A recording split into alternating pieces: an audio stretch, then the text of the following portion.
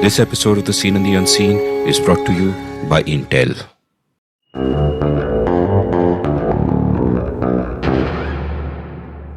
What is the economy? The economy is the lives of real people. One of my constant laments is that too often we think of the economy as something abstract, numbers and graphs and charts and claims and counterclaims, rather than the story of our lives, which is what it is. And I find it useful to remind myself of this from time to time. We tend to be too glib when we talk about the economy. We should not be glib. Everything that affects the economy affects our lives. Every time a number falls or rises, it affects our happiness. It affects whether some child somewhere will have food to eat tonight. That is why we must keep talking about the economy. It has moral importance and humanitarian consequences. Welcome to The Seen and the Unseen, our weekly podcast on economics, politics, and behavioral science. Please welcome your host, Amit Verma. Welcome to The Seen and the Unseen. In today's episode, I want to take stock of the economy as it is right now. This is complicated. Firstly, our economy has been going down for over a decade due to the myopia and misgovernance of successive governments. I've done episodes taking stock of the economy at regular intervals, and even before COVID struck, things were pretty bad. After COVID struck, of course, it all entered a strange kind of twilight zone. My guests today have been on this show before. Pooja Mehra is the author of the brilliant book, The Lost Decade, which lays out in acute detail how our economy suffered between 2008 and 2018 when the book was published. She was also my guest on The Seen and the Unseen in an episode that I found so insightful. I will link it from the show notes. My other guest is Mohit Satyanand, who has been on the show multiple times. All those episodes will also be linked from the show notes. Now, few people I know can see the big picture quite like Mohit can, and few can capture the small details the way Pooja does. So basically, in terms of guests for this podcast, Rab ne bana di jodi. I recorded this episode in person with Pooja and Mohit last week in Delhi, and I also managed to get Mohit to start a newsletter. Mohit is a beast of a writer, so do subscribe to his newsletter at mohitsatyanand.substack.com. That's mohitsatyanand@substack.com. Expect wisdom. Now, this episode was recorded before the repeal of the farm laws, so we don't mention that. But I have nothing to add beyond my conversation with Ajay Shah in episode 211 of this podcast, which is one of our most popular episodes. I'll link that also from the show notes. It's such a complex subject, and almost no aspect of it can be seen in terms of black and white. Now, before we get to my conversation with Mohit and Pooja, let's take a quick commercial break. Where do we live in this world? This is not a question about geography, or at least physical geography. The place I spend a lot of time is the internet, where I forge digital connections, take comfort and stimulation from virtual spaces traveling at the speed of light. Too much of this and we can get unmoored from our physical location, a creature of every place and no place at the same time. But if we don't go overboard, this is so empowering. This new way of living and learning and loving has transformed at least me, and it's all because of technology. The sponsor of this episode, Intel, is at the heart of much of this digital transformation. Intel's technology empowers users at the edges of this brave new world. It safeguards their data, protects their privacy while also enabling them to harness the full power of the internet. Whether you're an entrepreneur or an artist or a doctor or an engineer, you are not who you would have been 20 years ago. Intel made all this possible. Where there's digital transformation, there's Intel. Pooja and Mohit, welcome to The Seen and the Unseen. Thanks, Amit. Thanks, Amit. So I want to begin by referring to this beautiful book I read a few years back, and it's a book by an author called China Miéville, who typically writes science fiction and fantasy and so on. And his mother was a big fan of police procedurals. So at one point in time, his mother was rather ill and eventually she died. And he wanted to write a book that would satisfy her, which was a police procedural. But he couldn't let go of his innate love for weirdness, or what is known as weird fiction. So he wrote this book called The City and the City. And the plot of The City and the City is that there are two cities inhabiting the same space, invisible to each other. The seen and the unseen, as it were. And there's a police inspector, which is where the police procedural angle comes in. There's a police inspector who is investigating a murder which he realized took place in the other city, which is actually occupying exactly the same spaces, right? And he has to go into the other city to figure out what happened. It's very interesting. Now, just looking at that as a metaphor for our current times, I think we are living that kind of dual existence in a couple of ways. One way, of course, is a rather obvious one, that some aspects of the economy are obviously out of whack and things are going to hell. And other aspects, like the booming stock market and all of that, they look just fantastic. And at the same time, where I find this metaphor most potent is perceptions. That there are people who really believe that India is going to be a superpower, that everything is in place, and so on and so forth. And at the same time, there are people who believe that we are going to hell. And I'm much closer to the second category, obviously, as you know, as I've, through all the economy episodes that I've done. And before we actually start talking about the economy or start discussing what is real and what is not, why do you think we are in this situation where there is, so to say, a city and a city, where there are two realities? So I want to throw in another dimension, which is that I inhabit two worlds, which you know about. So one world is the world of the city and the world of the stock markets. And we've had more than one occasion to talk about stock markets, beginning with your shortest episode, which was about Rupal Ben Panchal. Which was 11 minutes, my shortest right. ever. Yeah. So I inhabit that world, of which a subset or almost a forerunner of that world is now the world of startups. But the other world that I inhabit is the little mountain village in which I've had a home for almost 30 years now. And I'm not just an occasional visitor, and it's not a rich people's enclave. I've been part of that village. And so I've actually seen now 2 generations living in that village.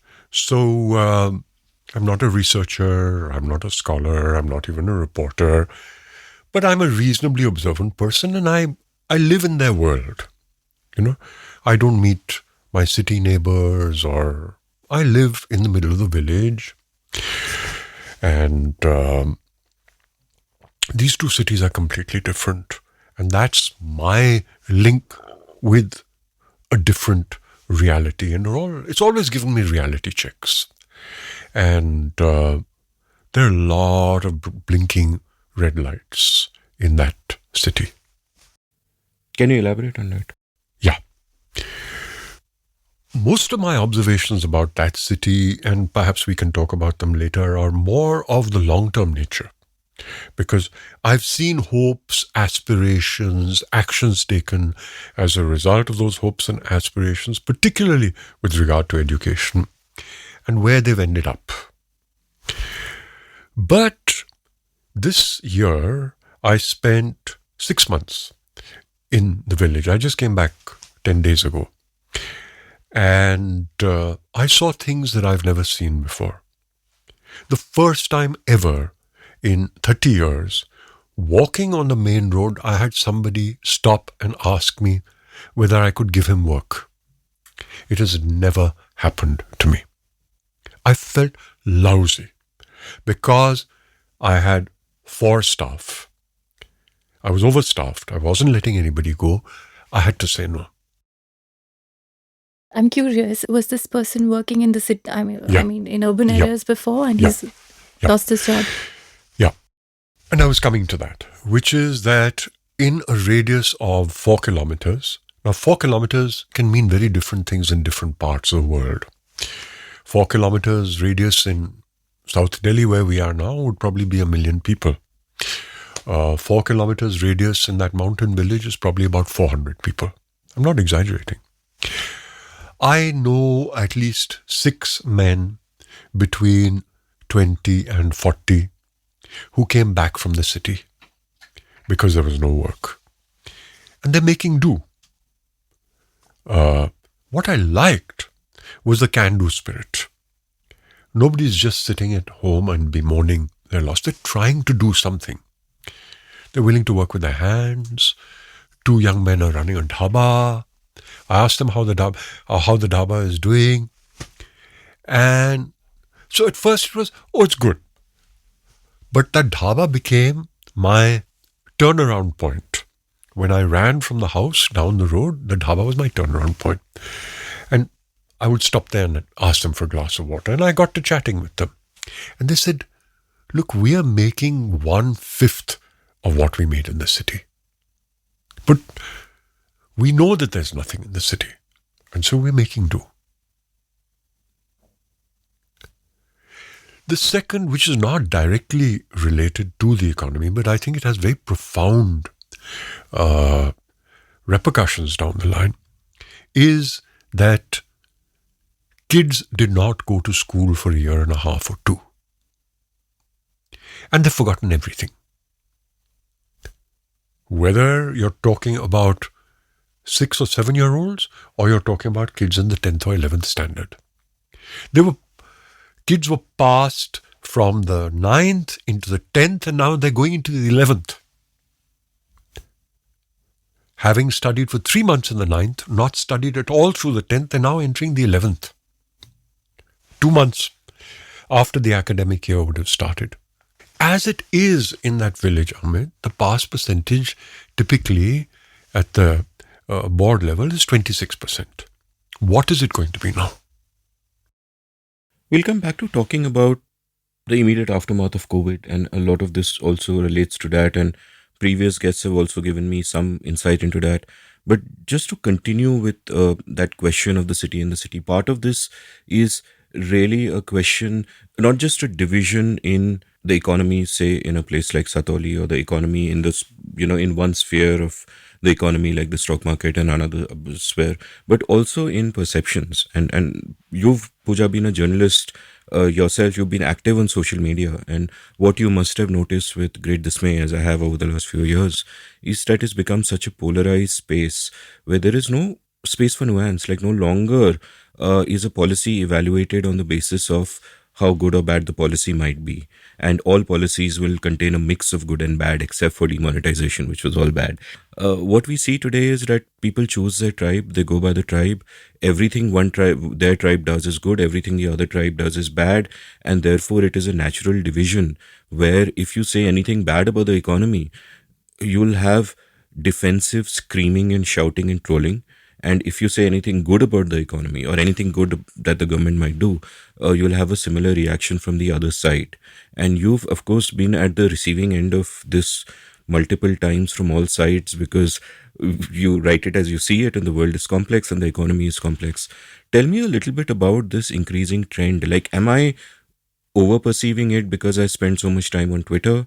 Or what's your kind of sense? Does it become more difficult for you as a journalist to do financial journalism, to write it as you see it, because there is no appetite for that kind of complexity anymore?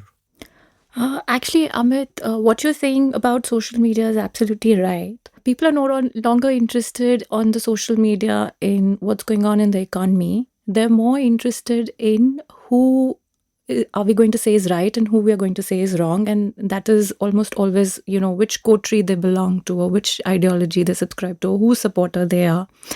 And so most people who used to earlier come to social media, Twitter especially, to read new things, to figure out new things to read about, for conversations, to learn about new things, are withdrawing because it's just politics. It's no longer about the economy. Is this becoming a problem to do financial journalism? Actually, no. I think I'll get trolled for this, but, I have now been a financial journalist during the tenures of multiple governments. I don't think this government is more adversarial to me than the previous government was.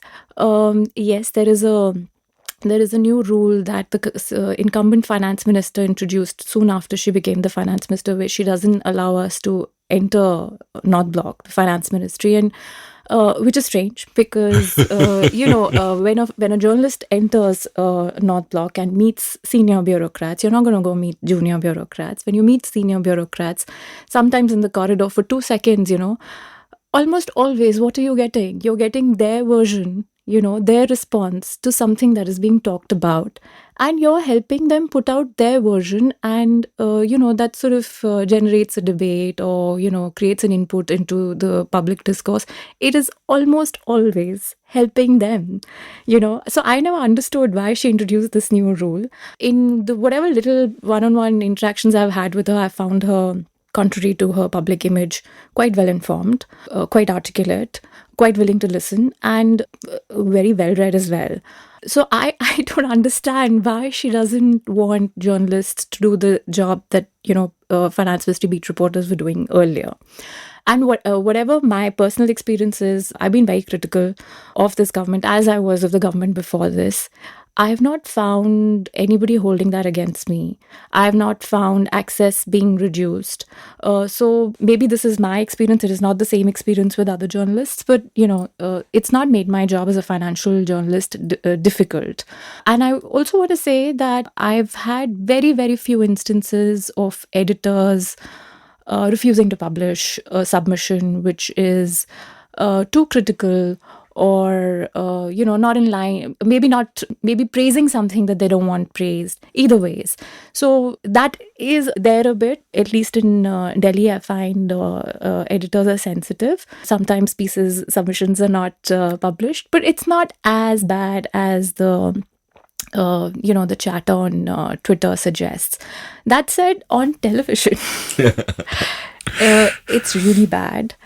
And even in print media, so when I was in day-to-day reporting, we would almost always say that the government today said this, but the actual data is this. Right. So we would say that. We would say Finance Minister P. Chidambaram today made a claim that this is what it is in the press conference, but the facts are this.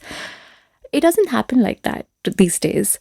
Nobody says the government today said this. This is what it is. As if what the government is saying is the ultimate truth, and no facts need to be presented to show that, well, they're not giving you the full truth. Those kind of fact checks, I would call them, that were happening at a day-to-day basis on daily reporting have just sort of gone off. But I see some newspapers resorting to slightly cleverer tactics. So they'll print a piece which is clearly a government press release, and they'll print something side by side which presents the facts. Yes. So it's a slightly cleverer way of doing it. They're not buried in the same piece, but they're there for the intelligent viewer to realize that we are forced to say this because this is what the finance minister, for example, has said, but this is our version of the reality. But not every newspaper is going to do that. And the other thing, Amit, the other thing I want to say that, which I'm not a fan of is that, you have ministers and politicians and bureaucrats, chief economic advisors, etc., all the time on the news pages, right? They get so much column space. Why do they get now so much column space on the opinion pages? Everything that they're saying on news is often, more than often, their opinion. Why do newspapers, the Prime Minister, the President, the Vice President, why are the opinion pages dominated by these individuals who, in any case, get to say what they have to say? Why is this space not being given, to other more neutral, more researched, and we want to listen to a variety of opinions. These people already get a lot of space and play. So I have a slightly weird sounding question, which is, given the changes that you're talking about, that back in the day, and like, first of all, Mohit, I completely buy that. I've seen some newspapers do this as well. Side by side, they'll print something me like, too. much Yeah, like yeah. the Telegraph of Calcutta famously will print, quotes in that manner. They'll put a quote. Deccan Herald as well.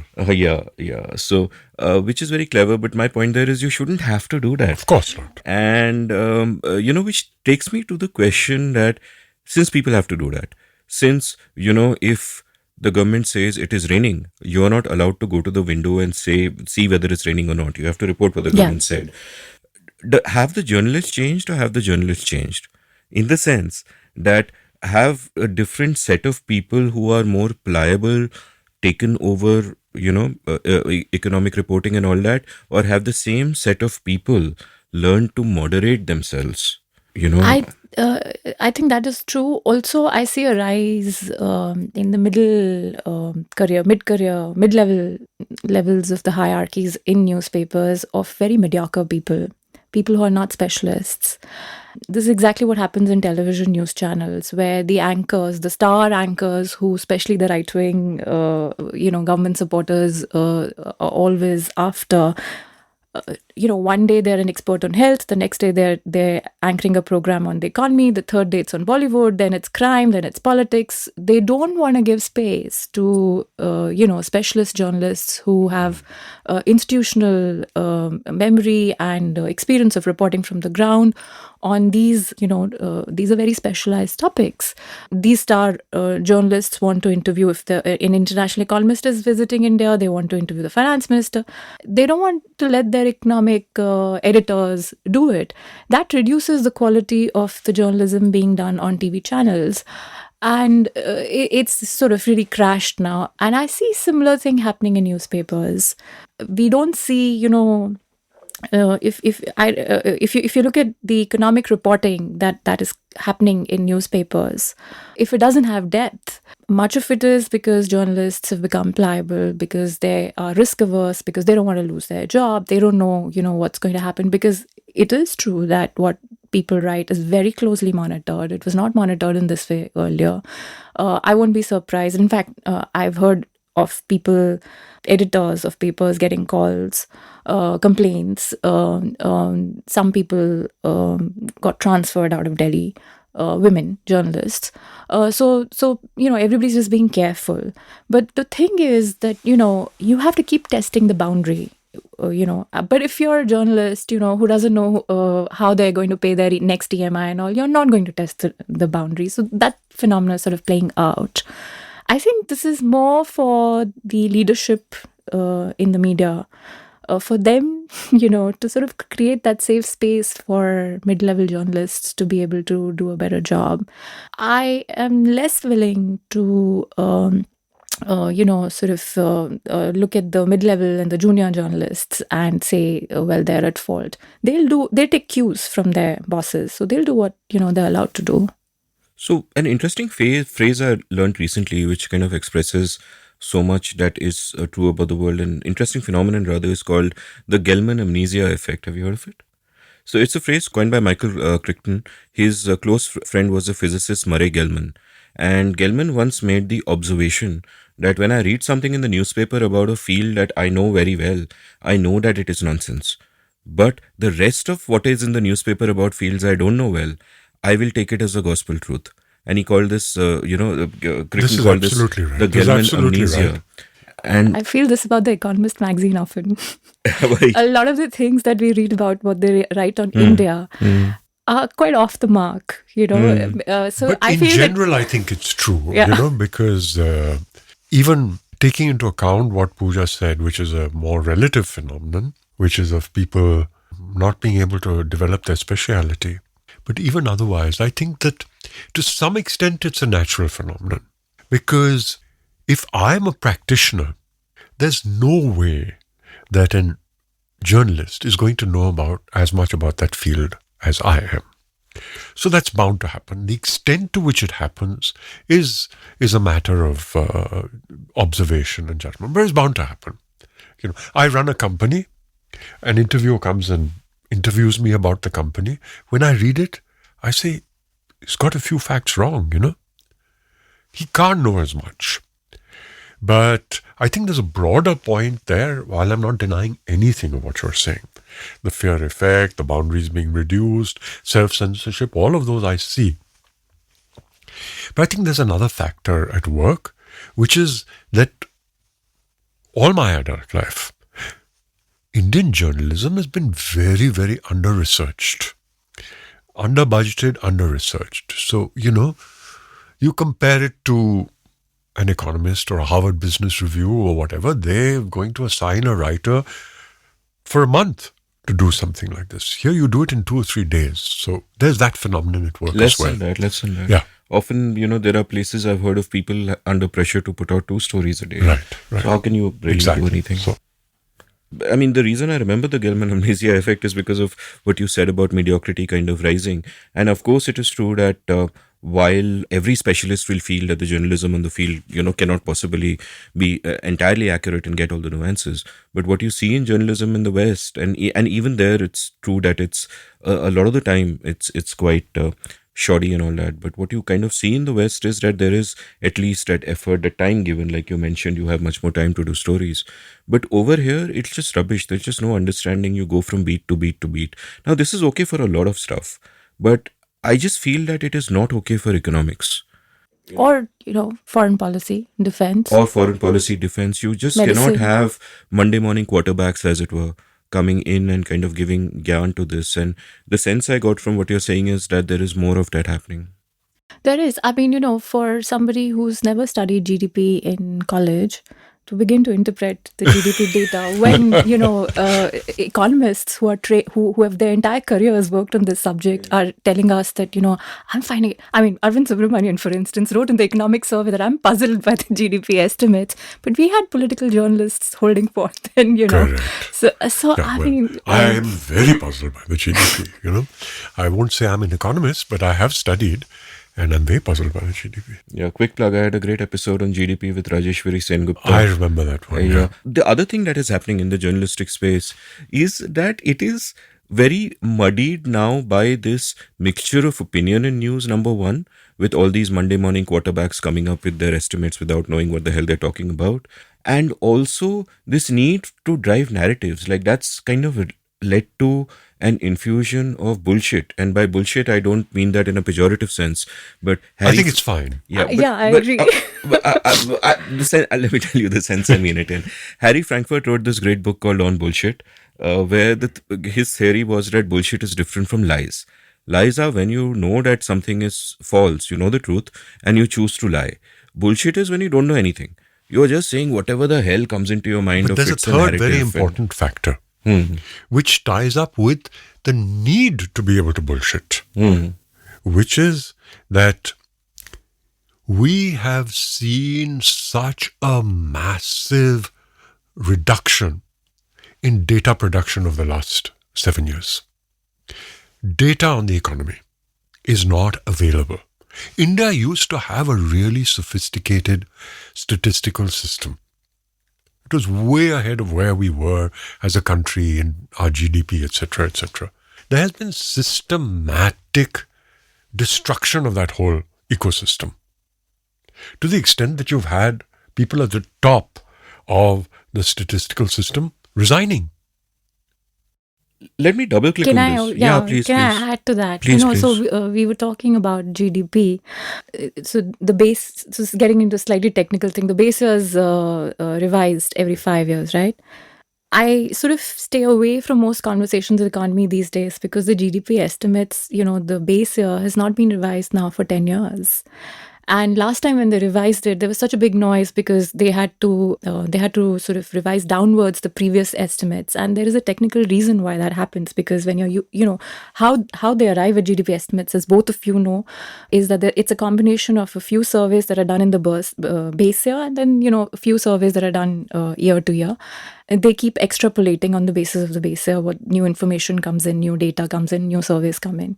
When they extrapolate on the basis of the base year for 10 years, they invariably end up inflating estimates. There are technical papers that people have written about this. My fear is that the estimates that we are going to see now are not very accurate. In fact, they are too since optimistic. you're talking about the technical part of it, the other technical part of it is that when you rebase, you also present data for the previous years. They didn't do that for 2 years.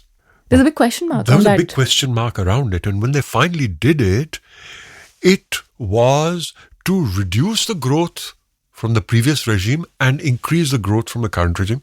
It's bound to be suspect. You're bound to suspect it. But that's the gross data, right? But you talk about other data. You talk about consumption data. You talk about employment data. The consumption data was ready. It was released. And then it was pulled back. Inconvenient. And they said that it has been pulled back because it has not been approved by the ministry. But it has never been approved by the ministry before because it was released by the Department of Statistics. When was this? About 3 years ago. I forget the exact date. Just before the elections. Right. Because Yeah, it so didn't- roughly it didn't about 3 years cut ago. a very good picture. It was pulled back because the data that it showed was really, really inconvenient. And the statistician who was in charge of it, the chief statistician at that point, resigned. And then along with him, the next guy also resigned. So you've completely destroyed. Then what happened is when it comes to employment data, same problems.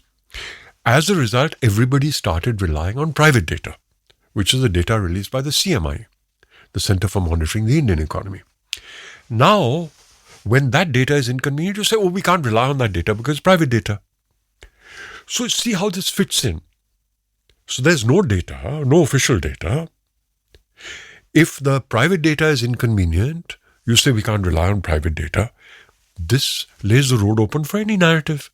Because now it's your opinion versus my opinion because there's no data. And what that tells us is that all that matters is opinion. Exactly. Policy needs data. So my bigger worry is that, why do we seek better data? Why are the policymakers not, they should be the ones, louder on this, saying we need the data, we need better data because we are, flying blind. So Pooja, I have a question for you, which is, who is the economic policy maker today? Who is an economic policy maker today? The Prime Minister's office. Right. And who in the Prime Minister's office? I wish I knew. Right. This is the problem. You have somebody who's reporting on the economy. Pooja, you have someone like me who's been observing the economy, sometimes casually, sometimes in depth, for 50 years. Right? I joined an undergrad in economics when I was 16 years old. I'm now going to be 66. 50 years I've been observing the economy. We're both sitting in Delhi and we're saying we don't know who crafts economic policy for the government of India. What can be a bigger indictment of what is happening in this country? When is the last time that you heard an economic policy statement from anybody who wore a title on their badge? We used to hear of turf wars earlier between ministers, between bureaucrats, between the Prime Minister's office and the Finance Minister's office, depending on the politics, or in different governments. We don't hear any of that today because, policy making is not being done in ministry. Fantastic meta point. And I was earlier going to double click on the data question and ask for specifics on, what kind of data is no longer coming and why is it no longer coming, though the why is kind of clear. But instead, I'm going to sort of combine these two themes and sort of explore this, that, and this is again sounding like the data and the data, that there's a very big way in which society has changed in the last 30 years, beyond economics and beyond India, which is that 30 years ago, you could say that there was a broad consensus on the truth. You had a few mainstream newspaper, mainstream media. There was a broad consensus on basic aspects of the truth, that the sun rises in the east and blah, blah, blah, all of those things. Today, what has happened is one, media has become extremely fragmented. And in many ways, that's a good thing. It's empowered individual creators, it's democratized the space. You can have more debate, more space for dissent. But what it's also done is that because the way we consume information is so fragmented, and because of the different ways in which social media has increased tribalism, what it often means is that there is no consensus on the truth. You can believe whatever the hell you want. And this then kind of leads me to one, then I don't know why anyone would suppress data, because what difference does it make anyway? But from where you are, one, there is this tendency that the reality doesn't matter, the narrative matters, which in politics I think is clearly true up to a point where I think I am hopeful that there's got to be a tipping point when the reality has to start to matter. Though we didn't see that with demonetization and we haven't seen it with COVID. But as a journalist, as someone who follows the economy, when you think of data, that fine, all these sources of data are no longer reliable, but these sources were a few sources, some of them were government sources. If you have to think creatively on your feet and say, look, I want to get to the truth anyway, what are the kind of proxies that you use? I mean, there is, of course, the anecdotal stuff that you bring in that, I was in Satoli and this is what I see around me, and that's anecdotal. But otherwise, if you want to make sense of the world, you cannot believe anybody because everybody seems to have an agenda. They're coming from all these places. We've discussed the state of the media. What is then your approach to even get at the truth? And within that, is there a warning to yourself to fight your own biases? Yes. Amit, 30 years ago, what you say, if there was a consensus, probably because there was very clearly a very dominating side, right? Only the people who got space and whose voices were heard, they got to determine what the truth, so to say, was. We don't know if that was the truth. I mean, it's very difficult for me to, because we've not heard the other side, right? What you're saying, what is happening now is with this democratization of opinion, people stating their opinions, we are getting to hear more and more people who were voiceless earlier. I'm not so, I don't have this view that earlier, that if we have a view of what the truth was, I mean, whose truth? That question always is asked. No, I agree that I actually think it's a net positive. Yeah, Hugely a net yeah, positive. yeah. But there is then the negative side of it, that the truth almost begins to count for nothing. It's what you want to Yes. believe that determines what you believe. But as far as data is concerned, specifically this point of data, like I said, I grew up at a time where you trusted government data, number one, and I still do. I still trust government data. And two, the data was really good. It was released to a timetable, etc. Give me some specifics, like what kind of data would we get which we don't get today, and why don't we get it today? Okay. So, like I said, we are not getting consumption data. What is the average household consuming? That was stopped. Okay, give me a sense of who collects this and how they collect it. I mean, I just want to kind of really get... I'm not very good at that, but mostly by the Ministry of Sure, okay, Statistics cool. and MOSPI as it's called. Then you have the NSO, the National Statistical Organization, which has these periodic surveys, etc., etc. They don't cook up data. The problem is that data releases have stopped. Employment data from the government, consumption data, all of these have stopped. I still trust government data. So if the government gives you data saying that this is the collection of GST, it's real. I don't think data is being fudged. What is happening, and that speaks to the robustness of the statistical system, which is that they've not been able to start fudging that data. But, so there are two questions. So what is the data that I look at, and what is the data that I think has problems with it? And this ties up to what she said earlier. So if the government is not releasing employment data, I am looking at it through the CMIE lens. CMIE has been around as long as I've been around, and I've never sensed an agenda. They are thoroughly professional. They have a reputation to defend. They don't have an economic agenda as far as I know, or political agenda. I trust their data. And you learn to look for continuities or discontinuities in data. When there are discontinuities or the data doesn't square with your view of reality, you're going to question it. I've not seen that. So when it comes to employment, I look at CMIE data. When it comes to consumption, again, there's some data coming from pyramid studies. There's some data coming from CMIE. There's RBI does a bi-monthly survey of consumer confidence. That is also an index into that. So you have to look in a more rounded way. When it comes to the meta number, which is GDP, we know that this number is severely flawed. Let's even assume it's not flawed by intent.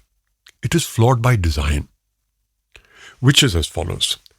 As she said, I can collect data as far as the formal sector is concerned every quarter because of all the reports that all companies have to submit. The so-called formal sector, there's not an exact mapping, but they have to file their returns every quarter, they pay their taxes, etc., etc. A good statistician can take that out and say the formal sector has grown by this much.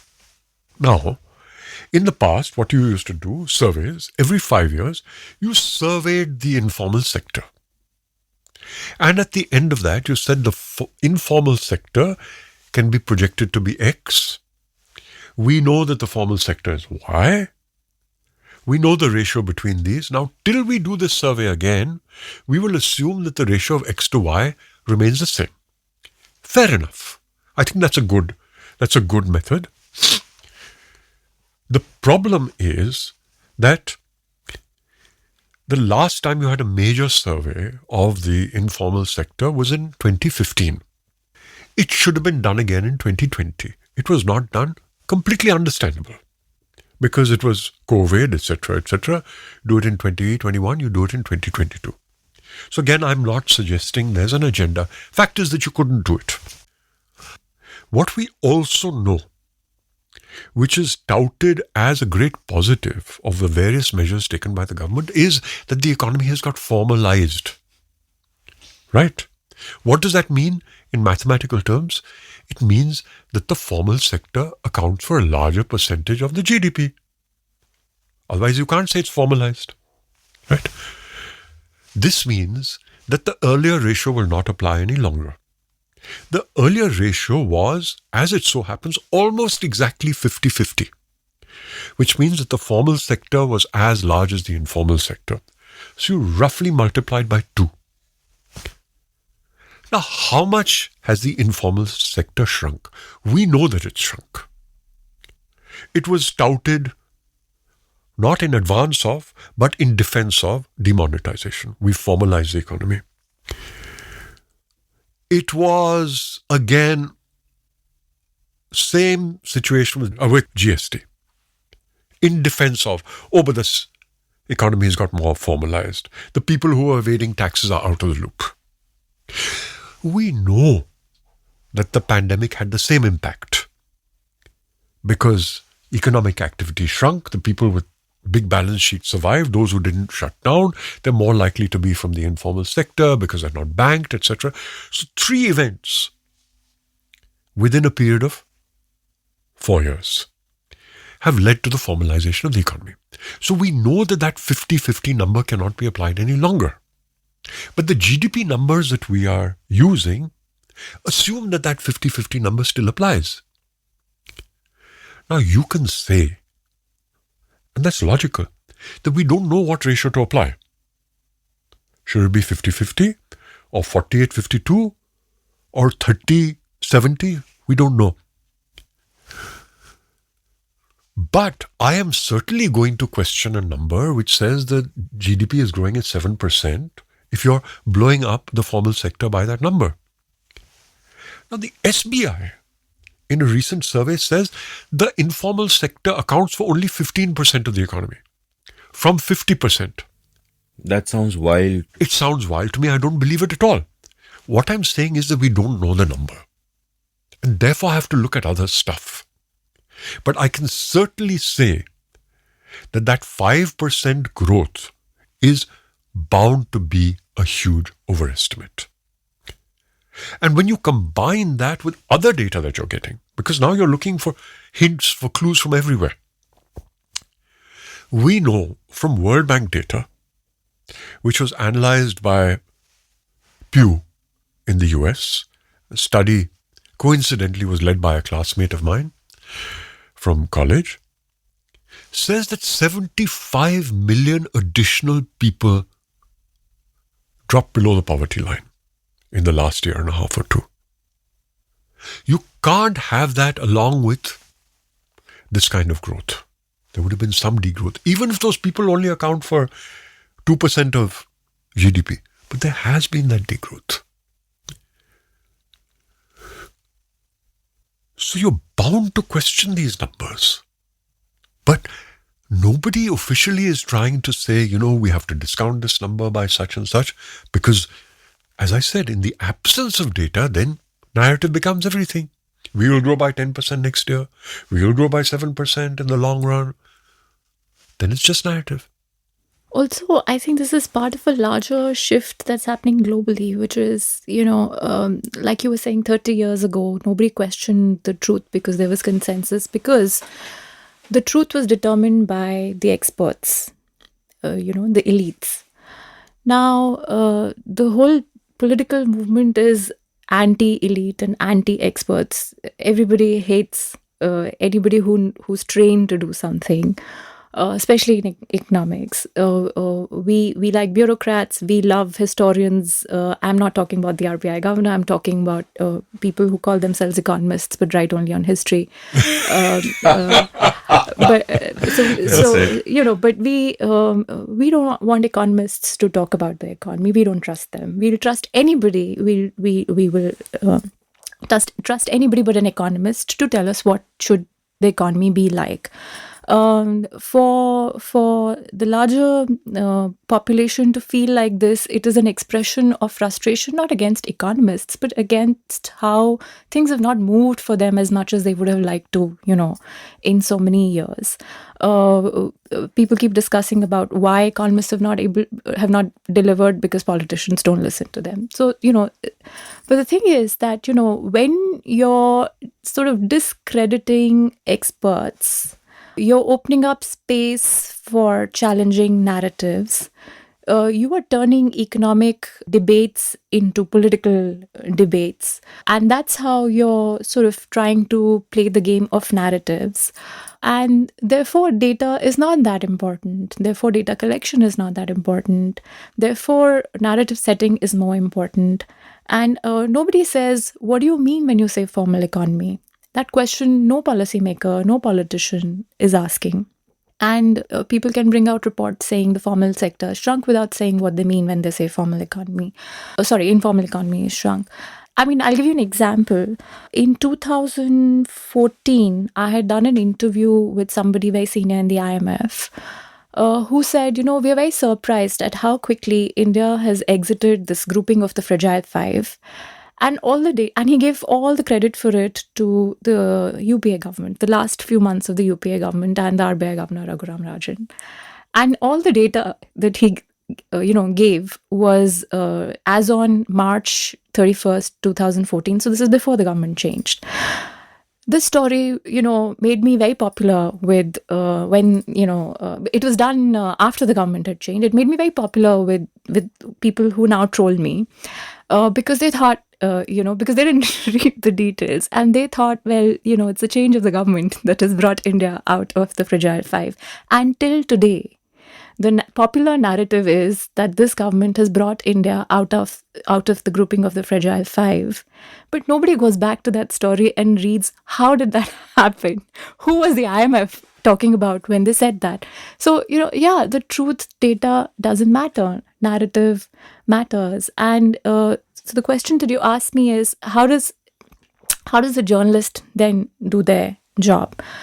Earlier, most of us would only go to the experts. Now this is a good thing, I think, because there are some structural changes taking place in the economy after COVID, especially the amount of digitalization that is taking place. Sometimes I'm surprised where, so that is, a huge structural change. Now it is going to change how we traditionally see the economy, economic growth, formal sector versus informal sector. The experts must be working on this, I'm sure. But my worry is, your narrative sounds very nice when you talk about these things, but what is policy doing to build on this? How are you bringing this into, your policy decisions? Are you equipped to do that?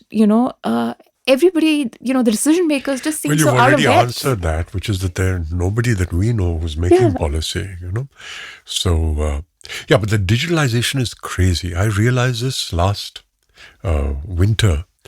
I typically spend a couple of weeks in Bangalore over the winter. And last year, because it was COVID, I spent longer time. And the guy from whom you buy tender coconut water out near Koramangala accepts Google Pay. I mean, that's really micropayment, right? 30 rupees you pay by Google Pay. And when I spent this year, from April to September, in our little village, the hardware store, 4 kilometers away, in a village of 500 people, I found that my wife was doing everything remotely. You don't need cash. She would order the stuff on the phone. The guy would put it onto the bus, which came once a day in the afternoon. It would come on the bus. And of course, this being a little village, it would just be dumped at the bottom of our driveway, and it would be, it's not going to go. It would pick it up in the evening. And the bill would come along with the consignment, and she'd transfer it by Google Pay. So it's fantastic But Like, my sense is that this is a good thing, but has the end come closer with the wrong means? I don't think that this particular end Has to do with demon has or to any of do. that. No, It's no, just a COVID. no. natural It's flow a, that would have COVID. happened. yeah. I think it's because of the shock of COVID. I also feel that, I'm all right if somebody wants to take credit for it. That's all right. What matters is that something good happened. But when something good happened, beyond using it to nourish your narrative, why not actually study it and, be more, have a more robust response to the change? But I you've already mean, answered that. yeah, Because if you want to study it, you need experts. And if you've and you think moved all the experts are, experts out, the last people you want to listen to. So you're sort of shooting yourself in the foot. My other question is kind of about mindset. Like, we were talking about formal, informal, and I'll I just also. want to dwell on this particular issue of who's making economic policy. And it's a broader issue.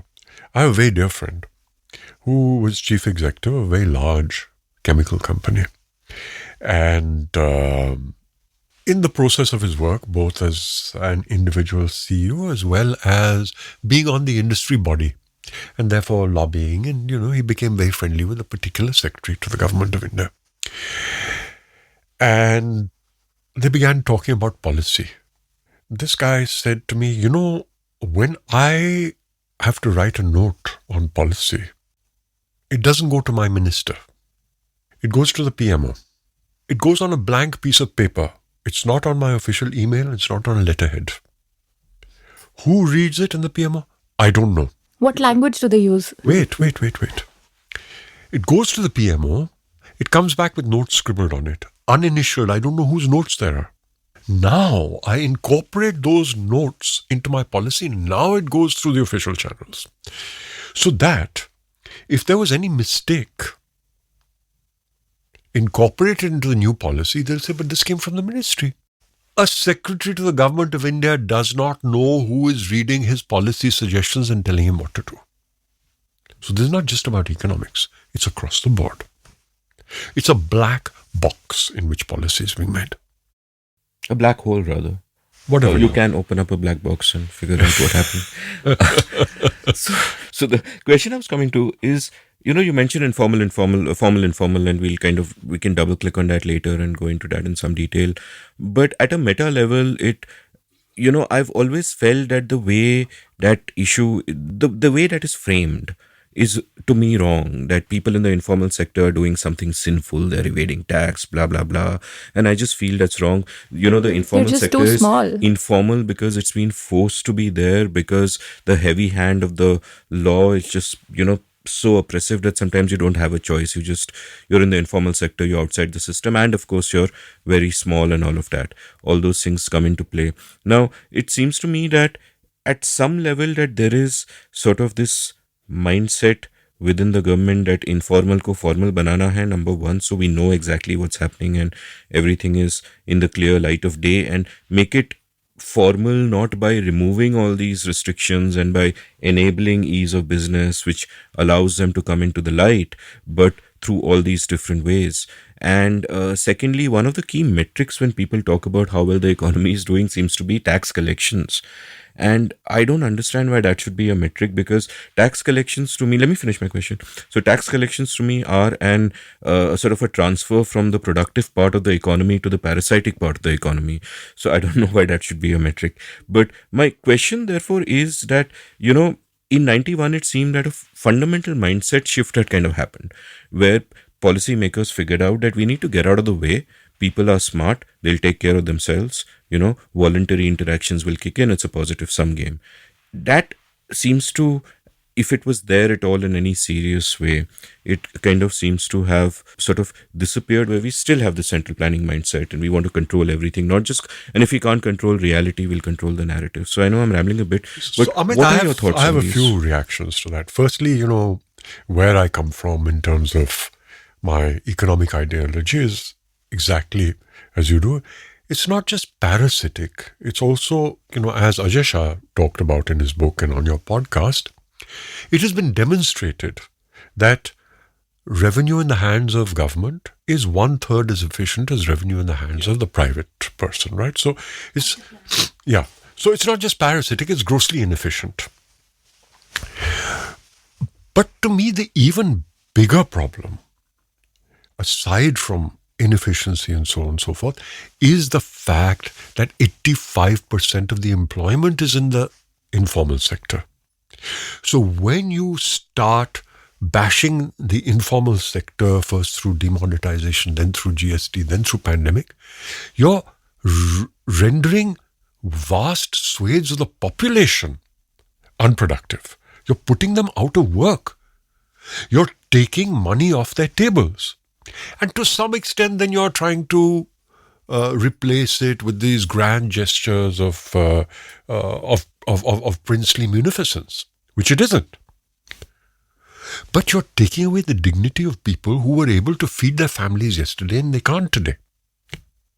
And we are about the lowest labor participation rate in the world is in India. Of adults between 80 and 65, what percentage of people take part in the economy? India is about the lowest in the world at 40%. It was 42, before COVID hit. It went down to like 36 now. It's still below 40. So if you don't grow, either you find a way to formalize and grow so rapidly. You have GDP growth rates of 10 and 12% like China had for 30 years. That's a different story. You neither have that, nor do you allow the informal sector.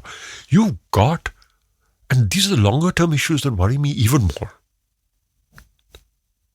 That you are having, she talked about a lost decade.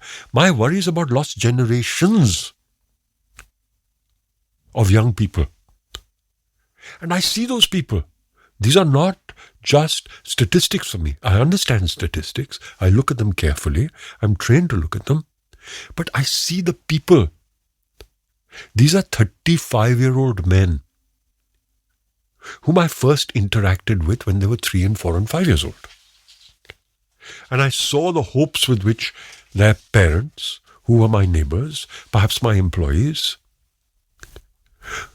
with which they put them into schooling, and how they emerged with no hope. Two things let them down. And the two are intimately related. Because is education supply-led or demand-led? We've talked about it often. You believe it's demand-led. To some extent, I agree. Not fully. We differ on that. But on the demand side, if there's no employment being created, your incentive to pursue high-quality education vanishes. And that's certainly the case. All these young men are either unemployed or underemployed. And I'm seeing them. I saw them when they were 5, I saw them when they were 16, I saw them when they were 20. They're now in their 30s. And when you speak of lost generations, the point is that losing generations at this point in time, when we are having this demographic movement where what was a demographic dividend is becoming a demographic disaster, is even worse. Absolutely. Also, there's a more fundamental thing. An increase in GST collections may not necessarily be an indicator of growing GDP. It could probably just be that companies have, raised their selling price. I mean, somebody needs to study that and, so decipher the data for us. And, the other thing is that, in fact, that data is very clear, which is that the increase in GST over the last 2 years is barely more than what inflation has been. So in real terms, it's not great. But regardless, yes, you were saying. Yeah, and the other thing is that, so, multiple things happen, and which is why, it's very difficult sometimes even for the experts, people who are trained to do it, to understand what goes on in the economy. And, all this oversimplification in the narrative that happens is very, very harmful because of that. Like, for instance, for years, there was this whole politics around FDI and retail. Now, Amazon is this much hated big company, and we have cabinet ministers who have declared the Quit India movement, but Well, the only sector in which employment generation is happening as of today is the online retail sector, and it is not happening, and which is also leading to formalization. All of your small shops, around you have all tied into Amazon. You would have also seen this happening, and their business is growing, and it's a win-win at the moment. Since Amazon is such a large company, it has such a bad reputation globally. We don't know if this equation will remain win-win, but that's where role of policy and regulation comes in. But so far, it has happened organically on its own because the market forces are operating. And it is happening in almost opposite of what the concerns of the politicians for years have been. And all the support they mobilized from exactly these people, saying that Amazon is whatever, Western retail giants are your biggest enemies. My point is that, this could have happened sooner. It could have happened in a more regulated way. It can happen in wider parts of the country if policymakers were taking better, well-informed decisions and not simply doing politics, I think almost always on the basis of not even understanding what they're talking about. This is a big example of it. And, this is what to me is most worrying. To me, what is more, you want to do a narrative, you want to do your politics, that's all right. As long as, deep in your ministries, you were doing your policy making, like policy wonks and getting, applying your minds to these things. We don't see any evidence of that, and to me that is more worrying, not the polarization and not everything, because why is it so easy to polarize? Why is it easy to do politics all the time and mislead people? Because that's all that goes on. People don't see the truth because you're not doing policy making. I love the phrase you just used, deep in your ministries. That sounds like the kind of phrase like China Miéville or a fantasy fiction writer, deep in your ministries. Kind of Or almost, even Brave New World. yeah, all suitably dystopian. So that comes from how the non-block is organized, Only- who sits on the ground floor, who are the people who sit closer to the minister's office. Yeah. So yeah, unconsciously, I think that's what I'm talking about. Yeah, it's a very resonant phrase, no? Deep in your ministries. You could have, like, I've never had the privilege of. yeah, not these ministries, but I'm imagining, like, I remember when I first came to Bombay, I was obviously blown away by the scale of it because I'd never been in such a big city. And I remember going to Dadar station, and it took me half an hour just to find the correct platform because Dadar station is where all the different lines, Harbour Line, Central Line, Western Line, they all kind of converge. And it was like being inside this giant video game. Like, you remember the video games of the 90s, Prince and all of that, you're navigating all those. So or Wolfenstein. And it was like being in this giant video game. And I thought a video game set in Dadar would be so incredible with this labyrinthine and multi-level shit happening all over the place. And of course, the swarms of people. You should visit finance ministry some point That's in time. what you made it sound like. Yeah, it is. There is a basement, where there are these documents which I don't think anybody's touched for a million years. Wow. There's a sort of kind of a courtyard in the center. On the top floors, all the section officers. It's somebody should write about it. Actually, since we are talking about this is not related to our conversation, but an interesting thing is that Lord Mountbatten's office is in finance ministry still. There is a plaque that where the CBDT chairman sits. So it says what was he? The Supreme Commander of the Second World War. Yeah. That is the Wow. office, and the balcony sometimes opened. Where he used to sit and look at the viceroy's this thing. So his ghost is there. Very nice. It's all over India now. Mountbatten's office still existing in North Block reminds me His of wife certainly. reminds me of CCA. You must be knowing about CCA, right? CCA? Okay, let me tell you about CCA. So sometime in the 1980s, and to give credit where credit is due, I think Bibek Debroy first wrote about this in one of his books. So sometime in the 1980s, a department in the Tamil Nadu ministry called the CCA, this gentleman in the Tamil Nadu ministry, who is part of this department called the CCA, they apply for a raise in their budgets. So when it goes to whatever committee looks into these things, they decide to look into what is the CCA? Hai kya? What do they do? So here's the history of the CCA. That the Second World War breaks out. We have to go back to that period. The Second World War breaks out, and part of the result of the Second World War breaking out is that trade routes between Cuba and England are broken.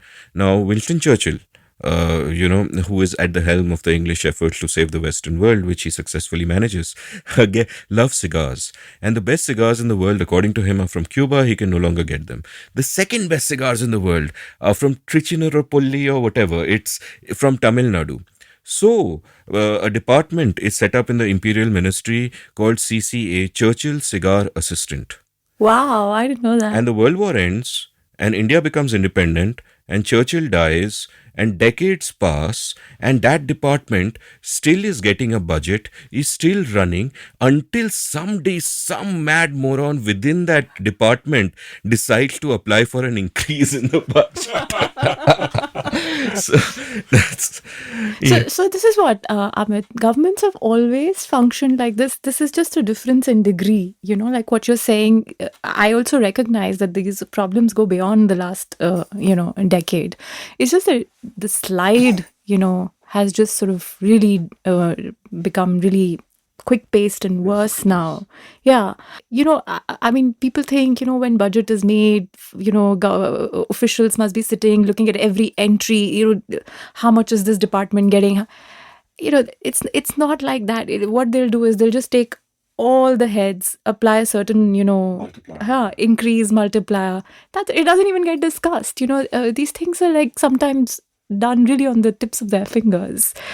And also, all of this, Mountbatten's office in North Block or the CCA in the Tamil Nadu government seem to me like metaphorically true for mindsets as well.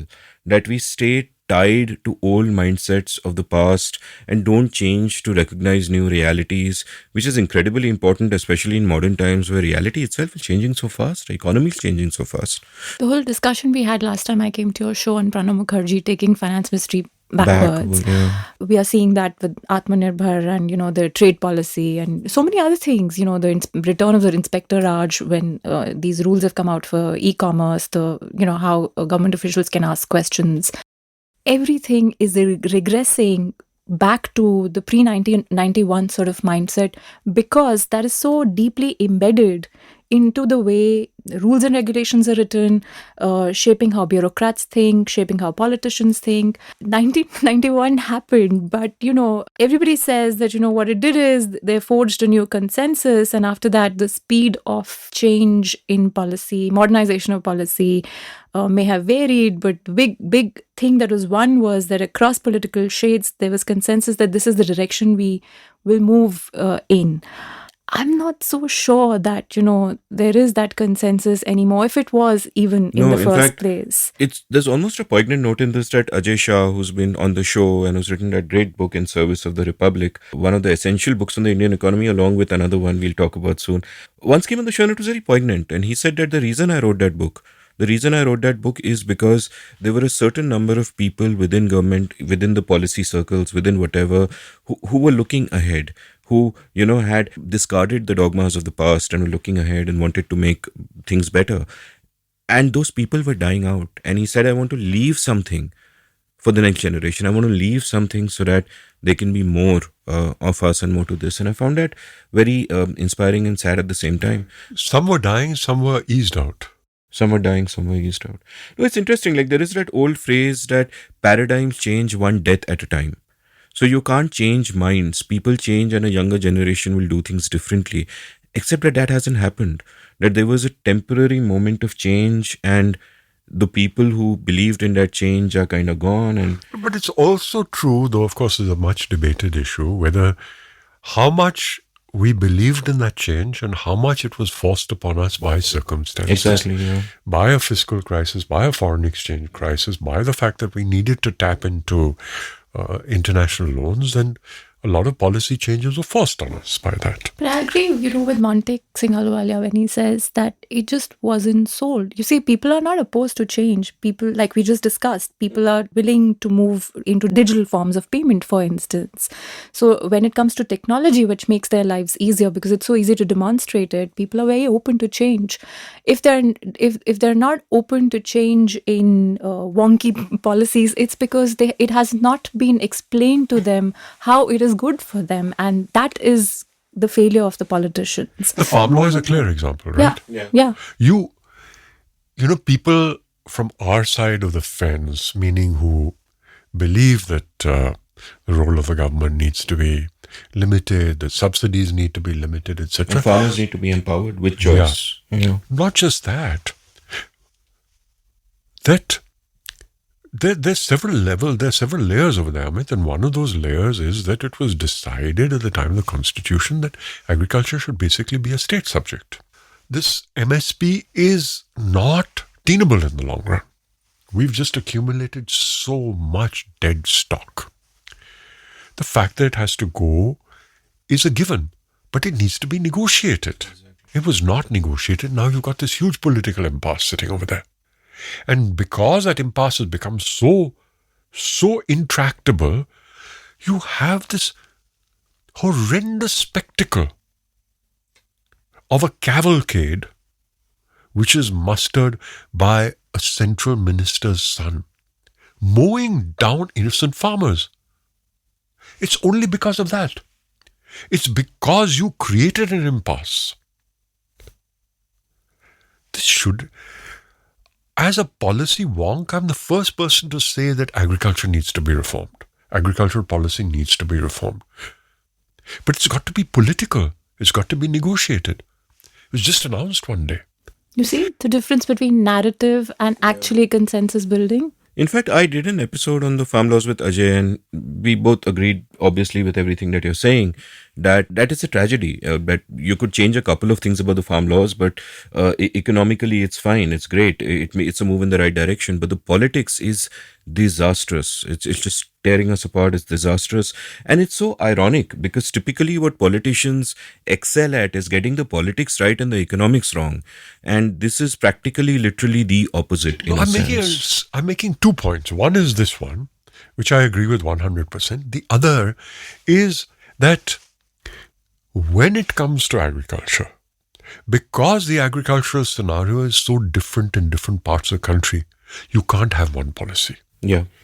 Needs much deeper study. For example, I would say top-down, first principles, which is that the government should have no role as far as agricultural markets is concerned. Very simple statement to make.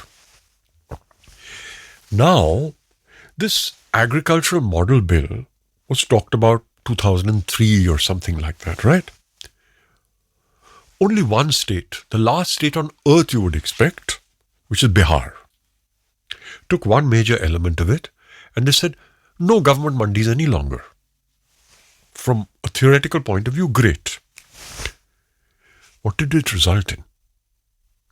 It resulted in a lowering of average price for farmers in Bihar because a lot of the mandis wound up. And so now the average distance from the farmer to the mandi went up. Access to markets went down. You had two things. One is the average price came down. Secondly, the scatter in price went up because those who were further got lower prices, those who were closer got better prices. Now, I can still say that's how it should be. If your farm is not located close enough to markets, you should get a lower price. You shouldn't be farming there. I can say that. Then this leads to another question. Why are the farmers in that situation? They're in that situation because there's no industry in Bihar. And you're not allowed to sell agricultural land anyway for non-agricultural Right. purposes. So, when you have a mess at every level, who should carry the burden for it? You've ended up in a situation where the poorest people are carrying the burden, which is the small farmer. So from first principles, I can say good thing. But when you actually see the misery on the ground, you have to say, look, this has got to be negotiated. Anybody, you need to create an exit policy for them. Yeah. So you can't do this by railroading a law through, and look at the mess in Rajya Sabha. The voice vote. People are saying, and there is confusion about whether look how messy it was. Were the Rajya Sabha MPs in their chair or not? Were they allowed to vote or not? This is not the kind of stuff which you should be debating, right? Procedures should be clean, transparent. It shouldn't even come to that. At a meta level, major bills which have been negotiated in Parliament. In the last UPA government, something like 46% of bills were sent to expert committees. Earlier on, it was as high as 70. In this Rajya Sabha, 11% of bills were sent to expert committee. Which is a larger point, not just economics, across the board. I know best. Yeah. That's the whole approach. Yeah. So there is no space for debate. There is no reason to have experts. It has been decided. Parliament doesn't exist, right, in terms of what it's supposed to do. You can run it from an Excel sheet because anti-defection law, you decide how each MP votes. So, it's like shifting from one equilibrium to another. We can agree on what an ideal state of things should be, where you empower farmers with choice. You don't have the government playing a part and creating its monopolies and being the middleman. But the point is, how do you get there from here? And there is a massive transaction cost, if I might misuse that term, Right. and the poor kind of bear it. So the best way to do it is in gradual steps and let the states experiment and let the states kind of take that. So I kind of agree with all of that. So, we'll take a commercial break now. And after we come back, like the way I'd, originally, Pooja will remember I'd emailed her at the start of the year and I said, let's do a 3-way episode, like Ajay Shah 4-way. I mean, me and 3 guests, which is Pooja, Ajay Shah and Shruti.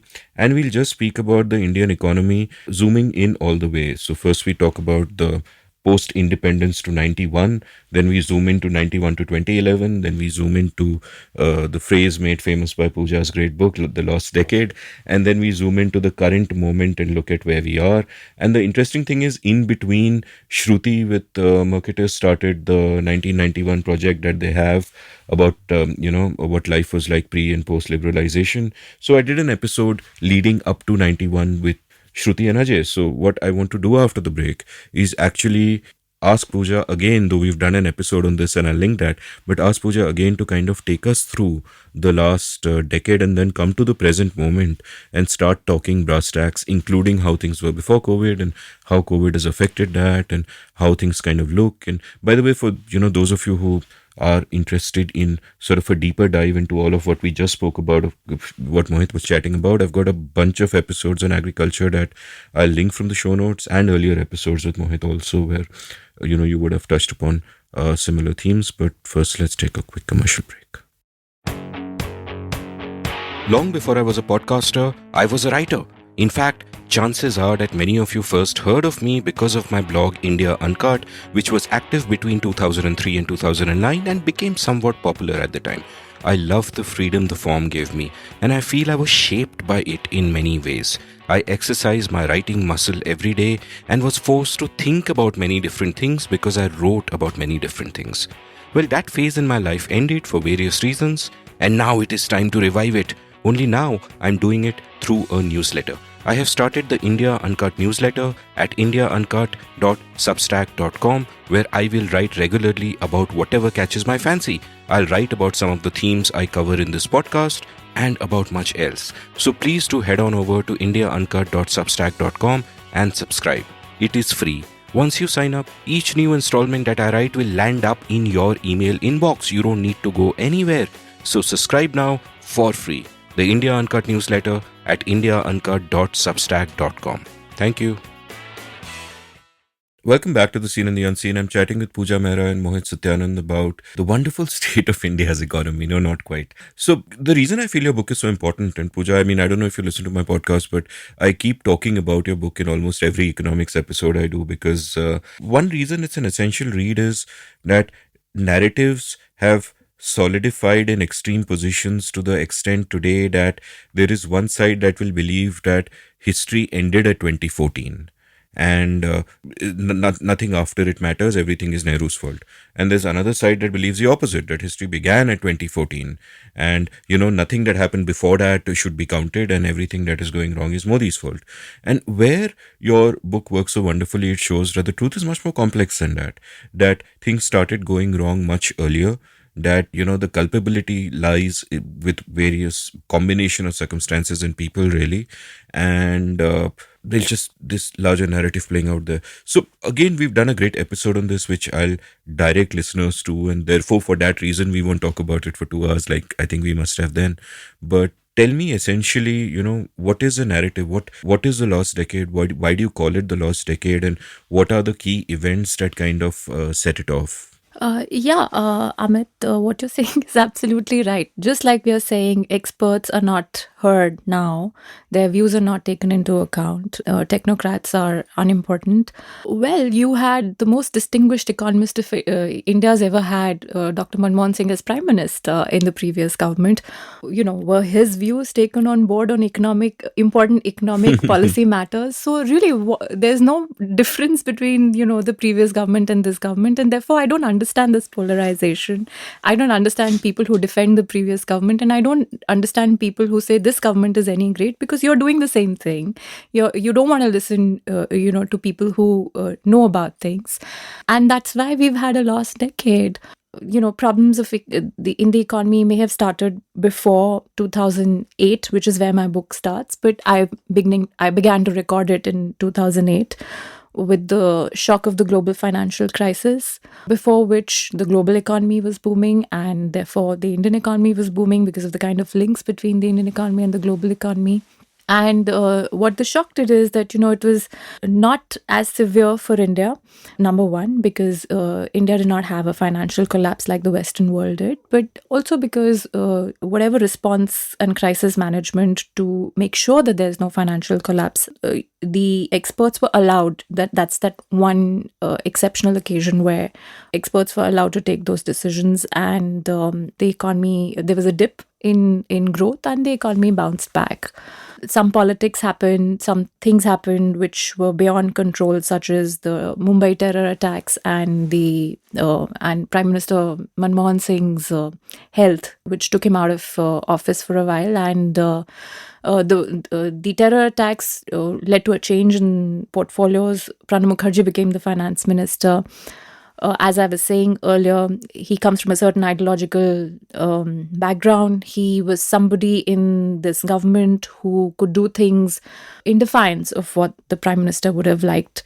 The Prime Minister's personality was such that he wouldn't instruct the finance minister to do things in the way he would want them done, and therefore some very incorrect policy decisions were taken. Fiscal stimulus that should have been ended was not ended. Banks were instructed to be very liberal in giving loans. Whatever loan defaults were taking place because of changes in calculations, because of the global, the collapse in global demand, because of the global economic crisis. Those calculations didn't happen because banks were very willing to extend further loans and evergreen loans to avoid defaults. And so that led to the NPA crisis. There was this whole tax terrorism with Vodafone, which was again, Pranab Mukherjee's decision in defiance of not only Manmohan Singh, but also Sonia Gandhi, as he documents in his own book. And on top of all of that, there was this whole policy paralysis, thanks to a very enthusiastic CAG who has since gone quiet and has been apologizing for things he said then. And bureaucrats didn't want to take decisions. There was a political crisis in parliament. There was confusion within the UPA because the Congress had not had a situation where the Prime Minister and the party president were two different individuals. So as Salman Khurshid had given an interview back then, that that they didn't know how to handle this political crisis, and all of that just meant that the economy, which had recovered from the shock of the global financial crisis, actually could not recover from these self-created, self-inflicted problems. And so when the second global shock of the taper tantrum from the US came, there was a run on the rupee, there was macroeconomic instability, your current account deficit and fiscal deficit, reached proportions that created a scare that we were going to have a 1991 type balance of payments crisis. India got into the fragile five, which I was earlier talking about. and the recovery was not sustained. The post global financial crisis recovery, and in those situations, the politics played out. Government changed. A new prime minister came, who everybody had a lot of hope from. Initially, he announced a whole lot of policy initiatives which really sounded good, such as Make in India, such as an intention to reorient the economy, pull it out of the policy paralysis. But that never happened. At some point, the politics. What do you want to say? Something? Yeah, I want to say that, this point that India recovered, it was a false recovery, right? Because of the second fact that you mentioned, which is evergreening of loans. And so the NPAs ballooned and so on. So in fact, I would say that because of the very, very prompt measures that were taken in the West, the death of companies, the buying over of companies, the speed with which all that happened set the stage for a recovery. Here, it was all artificial. It was all papered over. Completely. So the recovery was a false recovery. It wasn't a real recovery. Yeah. And so it was the chickens were bound to come home to roost. From a structural point of view, I want to go into a few numbers here. I'll try not to be... Before we do that, shall I let her finish her Yeah, narrative? of course. So, Actually, we should first talk about this and then move Great. Done. Yeah. Sure. So I just want to cover that period, So we had got used to a situation for decades where banking problems and debt problems of the government were papered over by inflation. Inflation cures all debt problems, right? Because loans are designated in rupees, which is an artificial measure. So if prices go up by 20%, that rupee is worth 20% less. But the amount I owe you doesn't go up by 20%. It only goes up by the interest that I'm paying, right? Lenders are punished. Lenders are punished. So in the past, we'd been able to deal with all ills by inflation. However, what happened at this point in time was that inflation became intolerable. And they had to ramp down on inflation. And therefore, now you had a situation where you couldn't have inflation to solve these problems. And so all of these bank loan problems came home to roost. The usual means that we had for dealing with debt problems vanished from the armory of bankers, of borrowers, and of the government. And so it came back to bite. Yeah, that's absolutely right. And so to continue with what I was saying, initially this government announced what was expected. What they could have done is, health and education policies, because even the IMF at that point in time was saying that, well, you can every now and then give fiscal stimulus and, create this bounce back, but there's only so much that will do. For you to have sustained job creating growth, you need to focus on your education and health policies, and that's where you need to work those kind of reforms. But nobody paid attention to that advice, and soon we found that all the interest, at least in announcements that we were seeing about cleaning up the banking sector, focusing on manufacturing, land acquisition, cleaning up the land acquisition side, all the reforms related to the factors of production, those intentions did not materialize into concrete gains for the economy. And because the banking crisis was not handled as well and as quickly as it should have been, the economy kept, the upturn in growth that they had inherited, they could not convert it into. And a lot of that upturn was also because oil prices suddenly changed, and that helped. They were very high. Globally, oil prices corrected, and they could not sort of capitalize on those things. And even before demonetization, the economy started slowing. Demonetization made it worse. We discussed last time, and the book discusses, there is, I still don't have answers, but what I speculate on why demonetization was thought of, but we can talk about that if you want to later. But so demonetization and a very, very poorly designed GST were further shocks to, especially the informal sector of the economy, which was already sort of suffering one shock after the other. When exports demand went down, the informal side of the economy also suffered because informal workers tend to get employed in these small units, which are linked to the export side. And so we, by the time, and then, farmers were also not getting remunerative prices. So your informal workers, your farm labor, your small and marginal farmers, and industry, everybody, was sort of not doing very well. And the economy was not in great health. And if you recall, before the 2019 elections, even companies like Maruti had announced production cuts because there was no demand in the economy. And at that point, that should have, voters should have forced cost correction, but voters did not force course correction. And we haven't seen after that, after elections, any significant decision making that would address either the problems that this government had created or the problems that they had inherited, including the structural problems of the economy, where the kind of economy that was created post 1991 is just not delivering for such a large proportion of the population, even if your GDP numbers look good, because the GDP numbers are drawn from, like we discussed earlier, a very small part of the economy, which is, the formal economies. So we can keep feeling happy that, our GDP is such and such percentage, but how many people's lives is it really representing? And our per capita income levels are very low, and not even right now, not even at the pre-COVID level. So that's where we are, and that's what's happened in the last. So I want to go back to, just to emphasize the point that this is not just a pre-2014, post-2014 thing. Yeah. I want to go back to that. And I have been trying for the last 2 or 3 years to understand what was the nature of that boom that we saw pre-demonetization.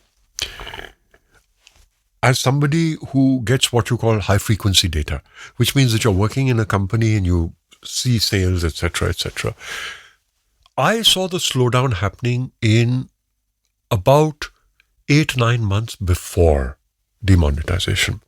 So it's not as though demonetization brought it on. It was already coming. Demonetization worsened it a lot. And then I tried digging back further, and I see a few things. Firstly, if you look at the period 2008 to 2013, because all of this false euphoria was generated by papering over loans, etc., there was an injection into the economy. And you had rural wage growth, 2008 to 2013, of 15% per annum. Unprecedented In nominal terms, which meant 7% per annum in real terms. Today it's negative. Okay, now that had an upside and it had a downside.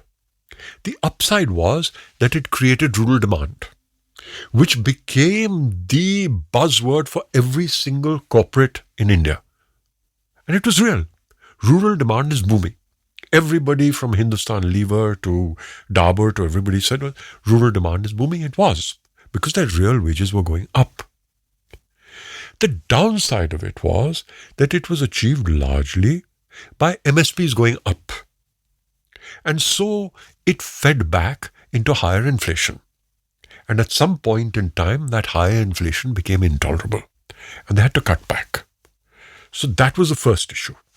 And since then, what has happened is that if you look at the terms of trade between industry and agriculture, they have deteriorated hugely for agriculture. So all of those people who are living in rural areas, their purchasing power of goods coming out of the cities has gone down. So that rural demand has been knocked.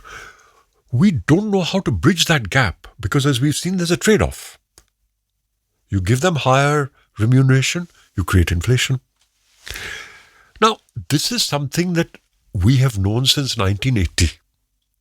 In 1980, the World Bank published a very influential report which said that the problems of the agricultural sector cannot be tackled in the agricultural sector alone. You have to move people from the agricultural sector to wage-paying jobs in non-agriculture.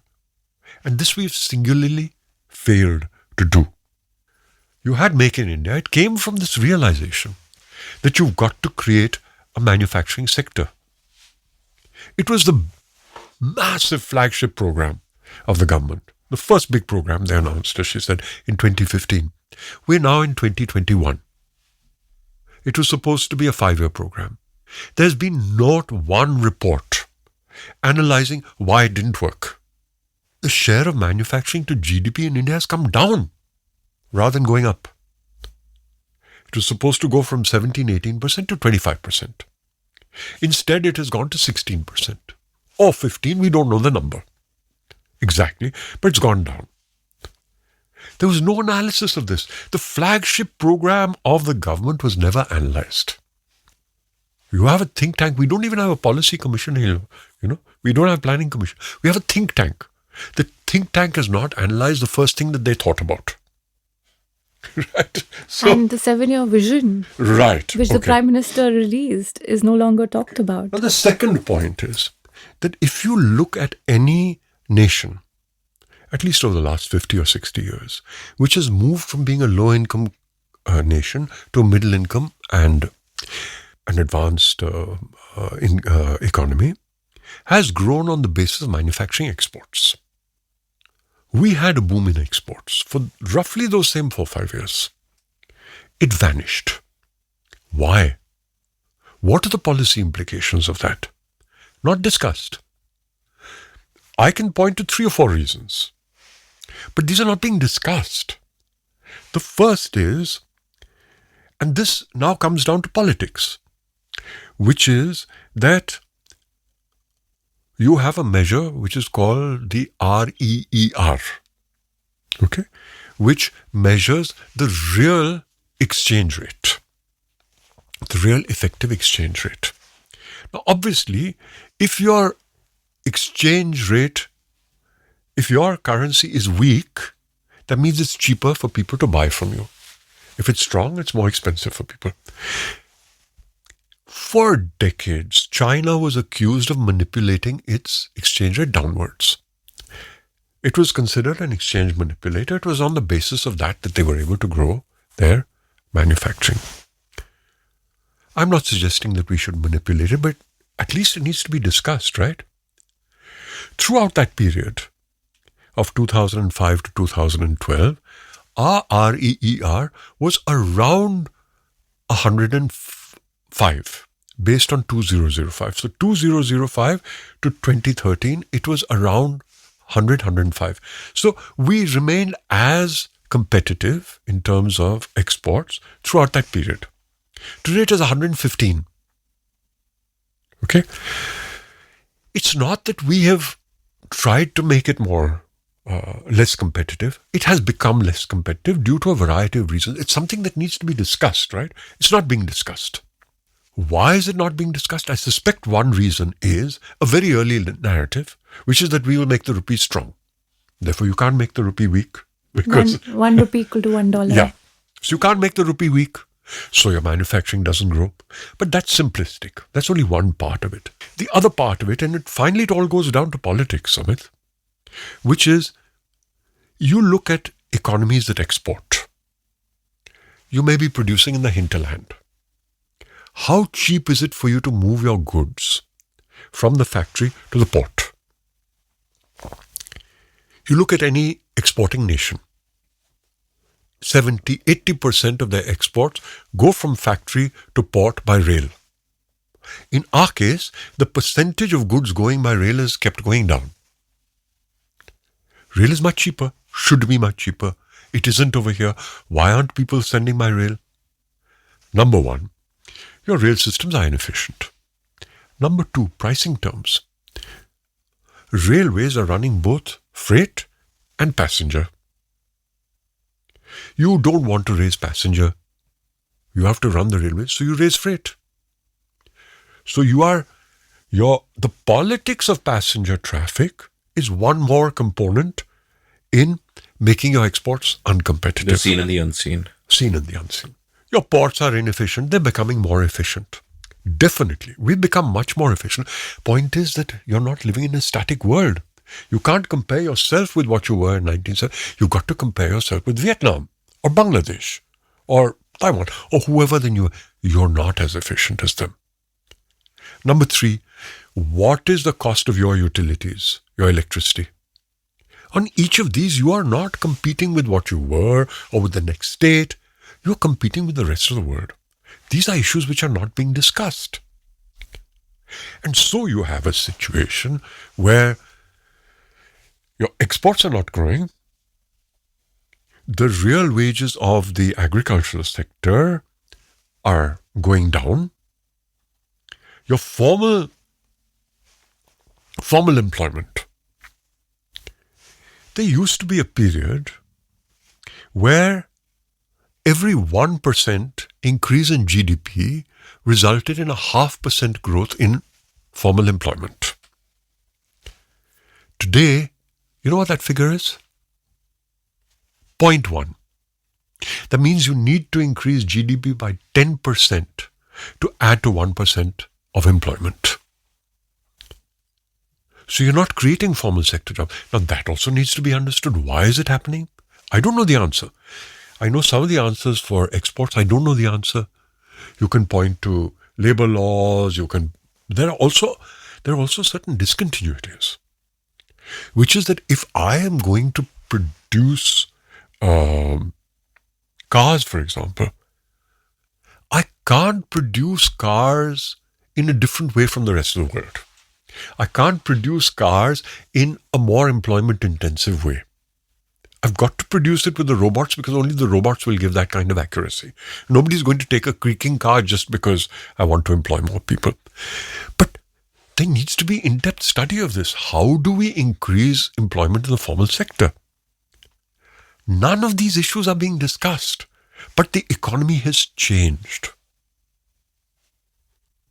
And it has changed in ways which is making it more and more difficult for us to catch up and to convert that demographic dividend of 15 or 20 years ago into reality rather than the disaster which it is becoming.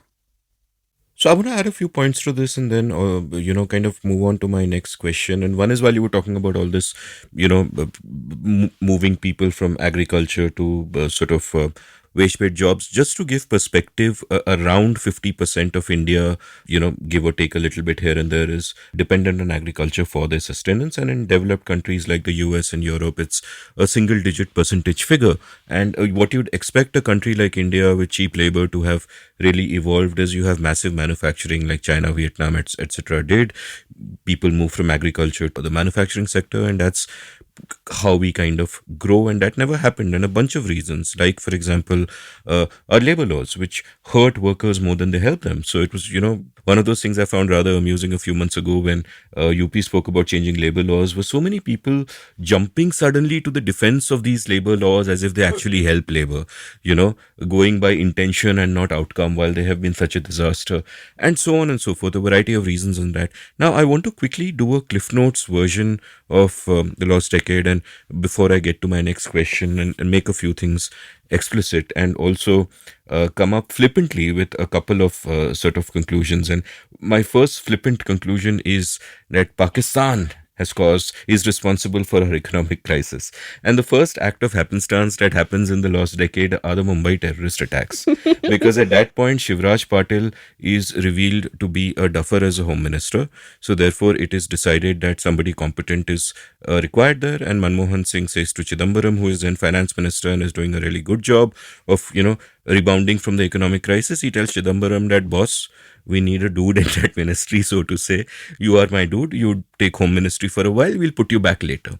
At which point, Sonia Gandhi raises hand and says, my boy Pranab Mukherjee, he's going to go into finance. Now, Pranab Mukherjee is full on Indira Bhakt from the 70s.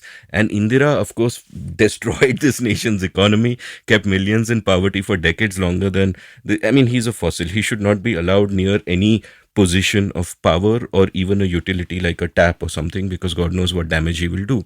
So Pranab comes over and he shakes up the whole thing. He does all these things Pooja described so eloquently, the tax terrorism, retrospective taxation, the whole phone alone schemes, and which kind of exacerbated the situation that led to today's banking crisis.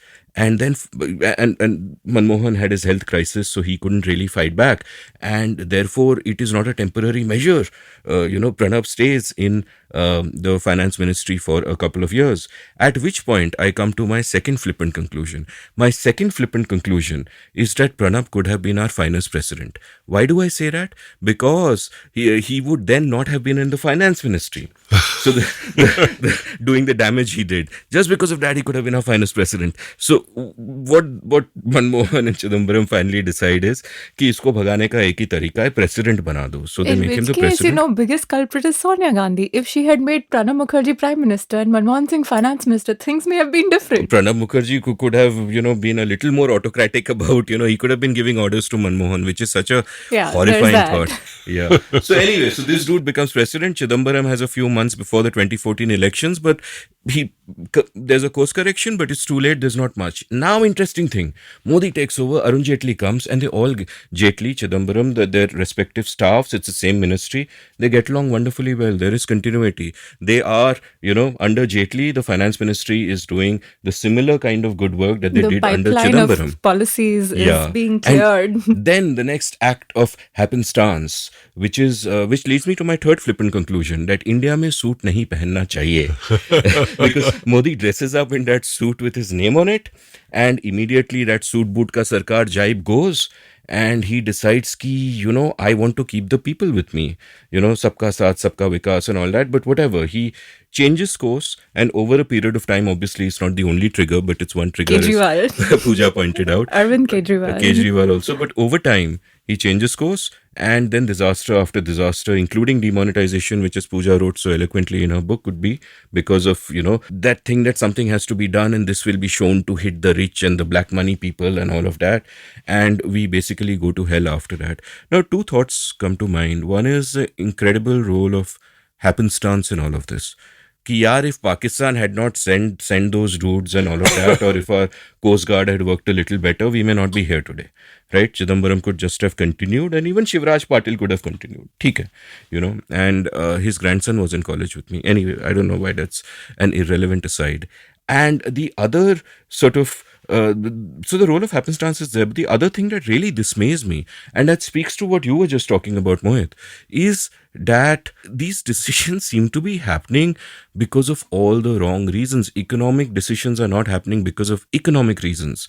They're happening because of political reasons. Sometimes they're grand political reasons, like what image Modi wants to project. Sometimes they're petty political reasons, like Sonia decides ki nahi, finance ministry mein, I want my little bulldog to run the thing.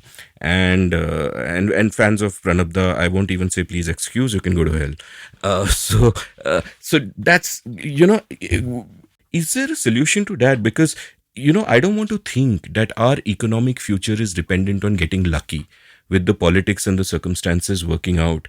Ideally, I would think that there should be a cadre of people, which at one point with people like Vijay Kelkar and Ajay Shah over there, it seemed that there are people who are serious people who are thinking about these things and making decisions. Is there something like that today, or are we essentially dependent on where fortune takes us in terms of what policy we have? We've talked about that earlier, which is that this government is anti-experts.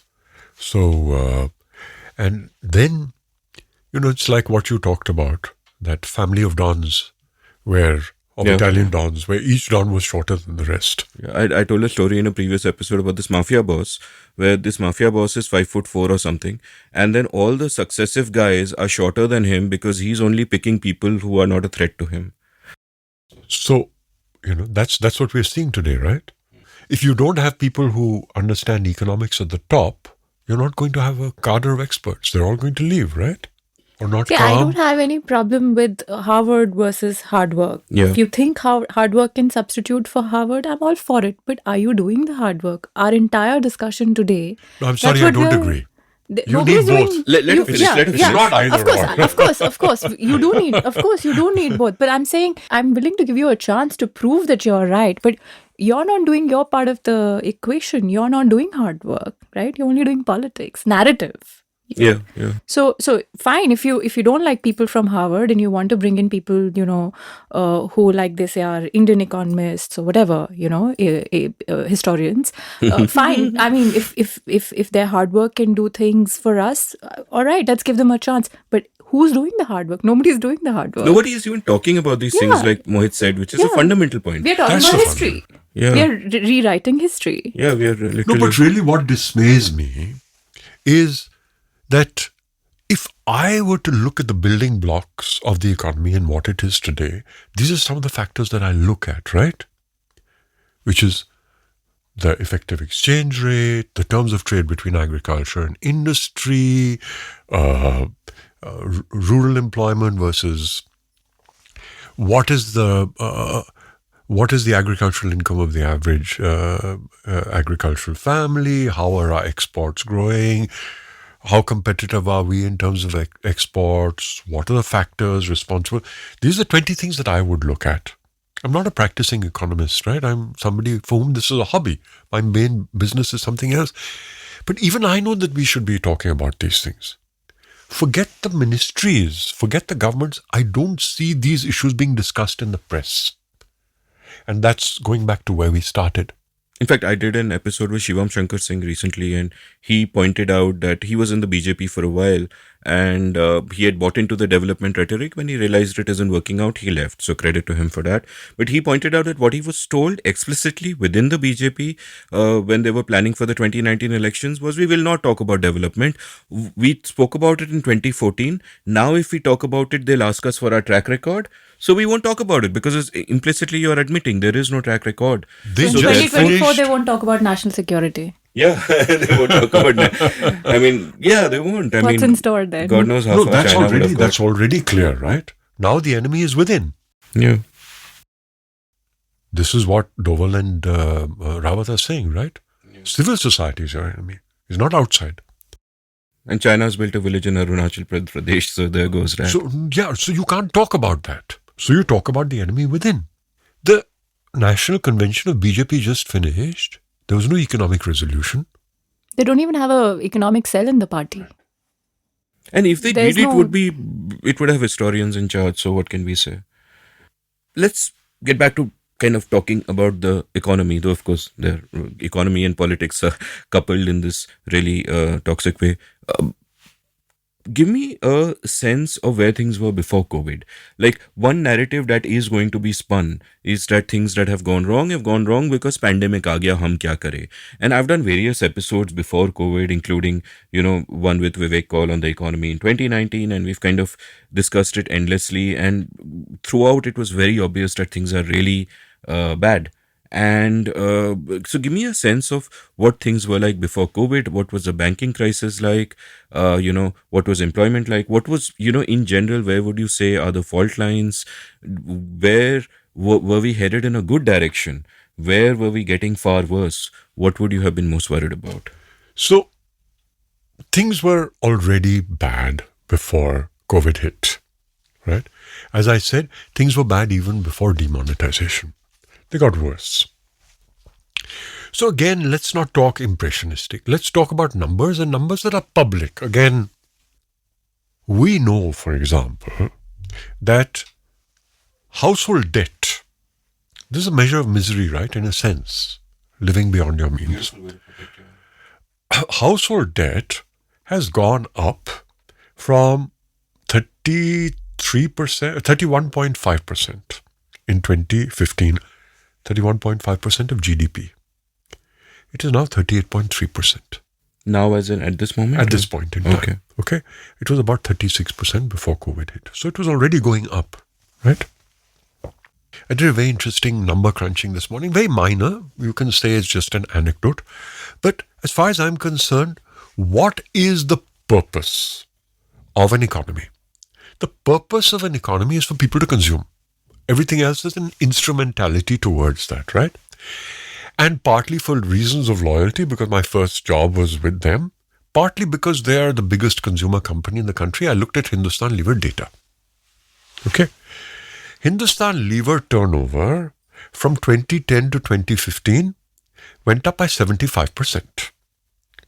About 15% per annum. From 2015 to 2020, maybe I should have done the interpolation as well, it has gone up by 25%, which means 4 or 5% per annum. Okay? So the slowdown is massive. Now, should I have taken 2014, 2015, it doesn't matter. It was just a rough sum just to see like what is the level of deceleration. The level of deceleration is massive. And I could see this, as I said, high frequency data. I'm looking at high frequency data from 2 points of view. One is sitting on the board of consumer goods companies, etc. And second is an investor. I'm paying for future, right? So if growth is not happening, I'm worried. I've got to take money out off the table.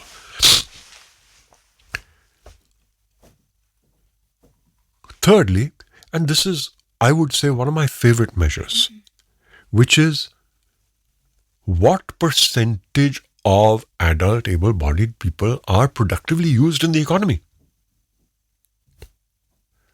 Because if a high percentage is used gradually, yes, you will improve productivity, etc. But they must be there to contribute to the economy. We were already among the lowest in the world, 42%. We dipped to some 36 or 37. We are back to 39%. Countries which have become miracle economies, they have 70%, 72% of adult working age population employed in the economy. We have 40%. So we have not been able to figure out how to fit those pieces together. As a system, I'm not talking top down. I don't believe in that. But our system has not been able to fit those pieces together. That my availability as a body and a mind can contribute to the growth of this economy. So they were already bad. I think that's because of the politics. There is no need to figure out the answer to that because I can just go to the voter and promise them an NREGA handout. Or, let's not call it a handout. You work for 10 hours hard manual labor. I'll give you, 150 rupees or 200, whatever the wage rate is currently.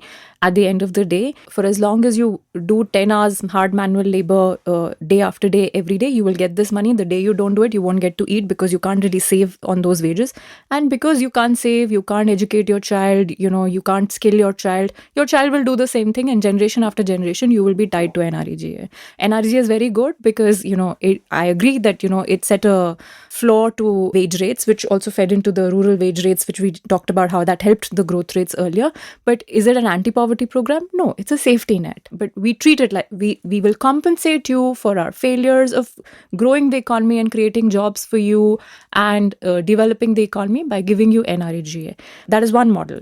The competing model is that we will, because of our failure to do economic policy right, to fix the economic model, to not create enough jobs, to not generate enough growth, for that failure, we will compensate you with a cheap loan, which we will, call a mudra loan and not ask you to give it back to us. We will give you the scheme where they give toilets, cooking gas, with one cylinder, you may not be able to refill it, and what is now called the Modi government's welfare paradigm. Why, are you doing this paradigm, this welfare sort of narrative?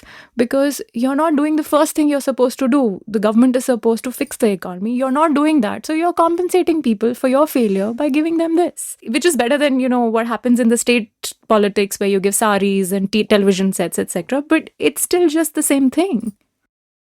So on MNREGA, in fact, what has happened is that the wages paid under NREGA have not been going up. They're supposed to be inflation indexed. Yeah, but they're not. And today, the NREG payment is well below minimum wages.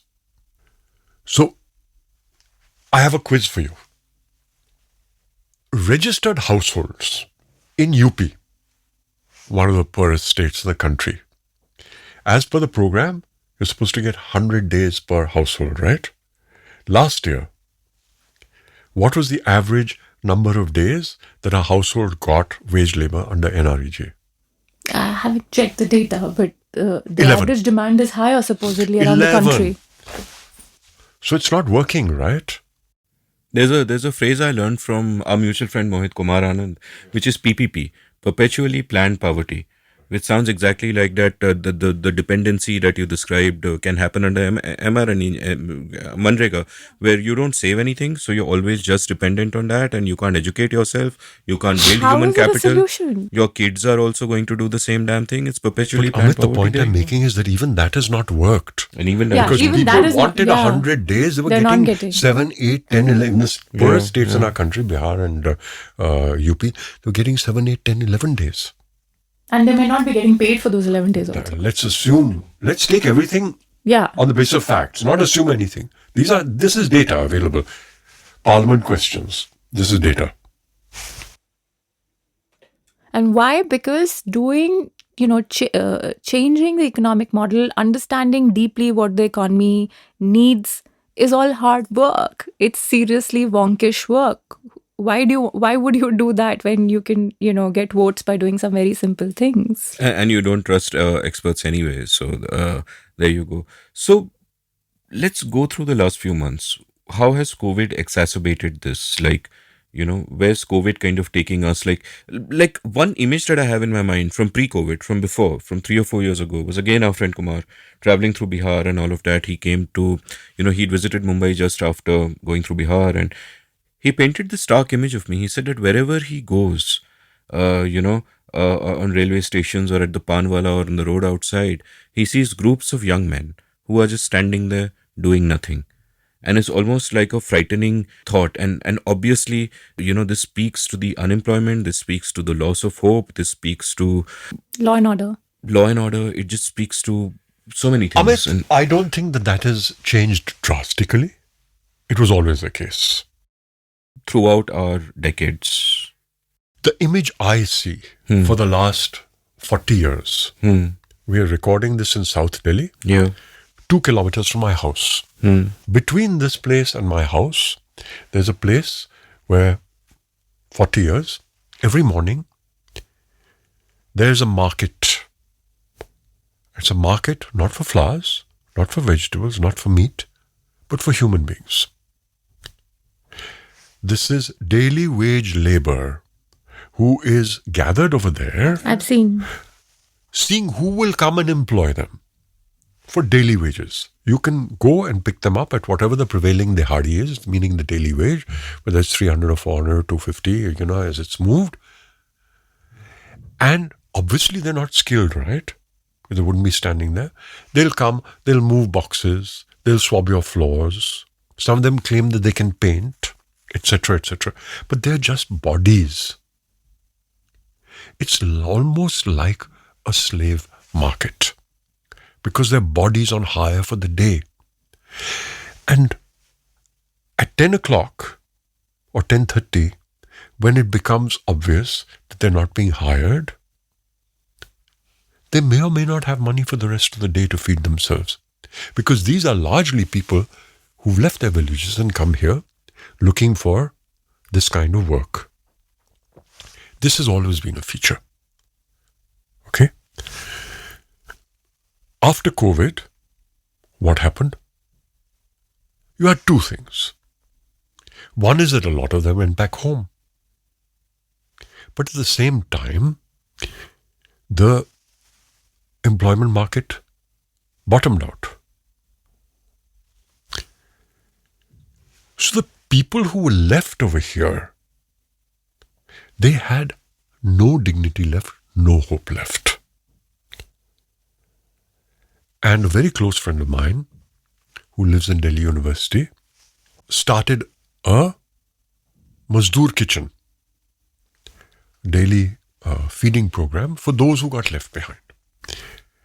And I was a little bit involved with it. And the idea was that we will need to do this for 3 months. The 3 months became 6 months.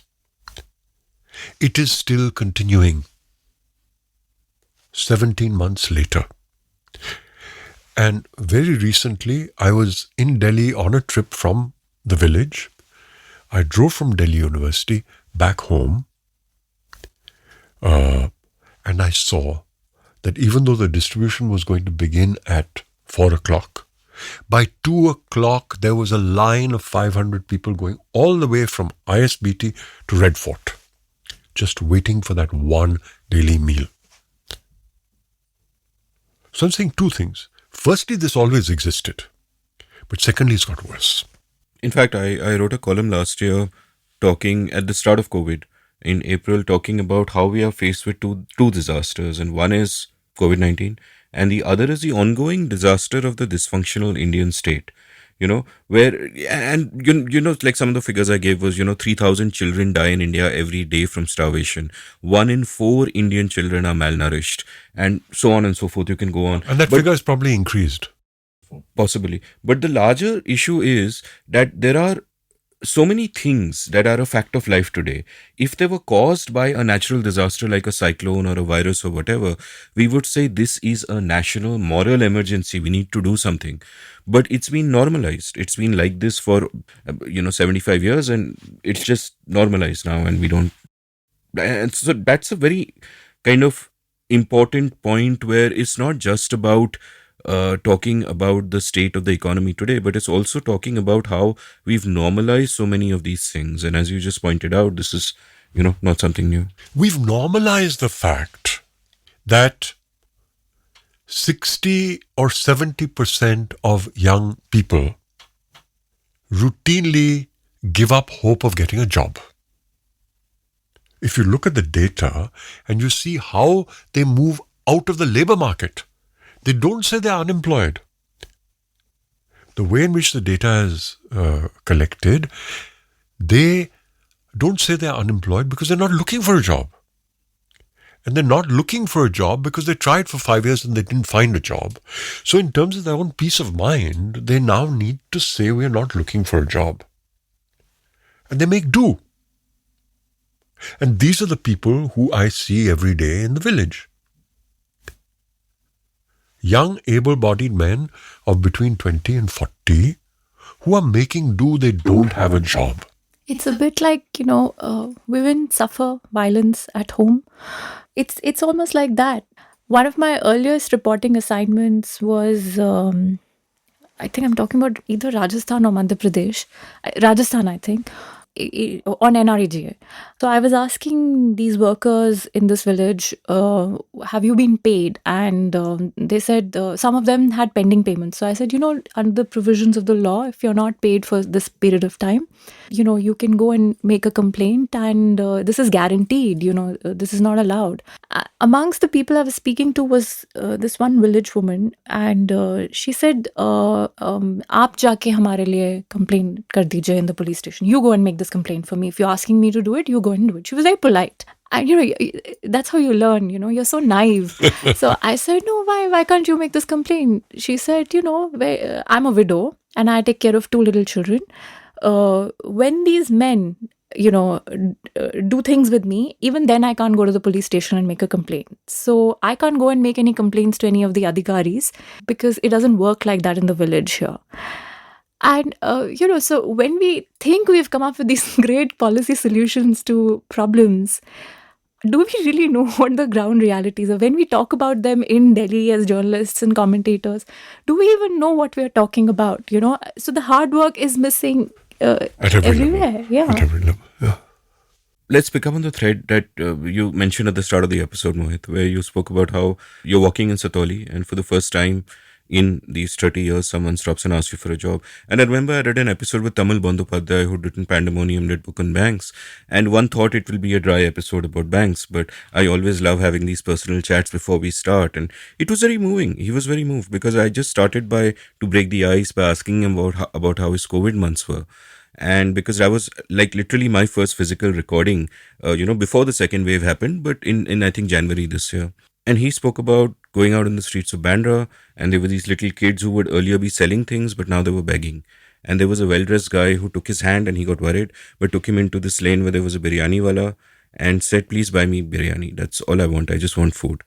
And and it's and these are new things, And COVID, to me, it seems that it is almost common sense that there is a fundamental shift. What is the movement of humanity? The movement of humanity is from villages to cities, where people are, where larger economic networks are. You want a job, you go there, you're full of hope. That's the movement. It's a great movement, right? That's what lifts people up.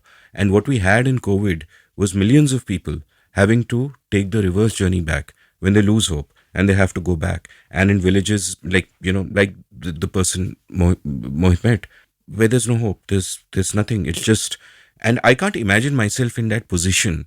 That how do you then live? I recommended this film to you by Ramin Behrani called Goodbye Solo, and there's a great review of that by Roger Ebert, where Ebert says he spoke to Behrani, and Behrani said that the fundamental question of his cinema is, how do you live in this world? And I think there's just such a fundamental shift there. And I can't fathom some of this. In fact, the film was about how these two people shift during the film. That too. But it's a fundamental question. And at one level, it's an existential, metaphysical question. How do you live in this world?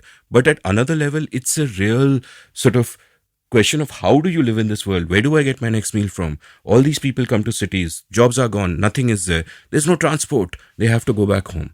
And they're going back home. And what's happened after that? What's the scene? How does it affect the economy? The economy seems like this dry thing, but the economy is a collection of people who are living these real human dramas. So give me a sense of how you think COVID changed things. Was it less fundamental than it seems in the dramatic way that I'm perhaps describing it now?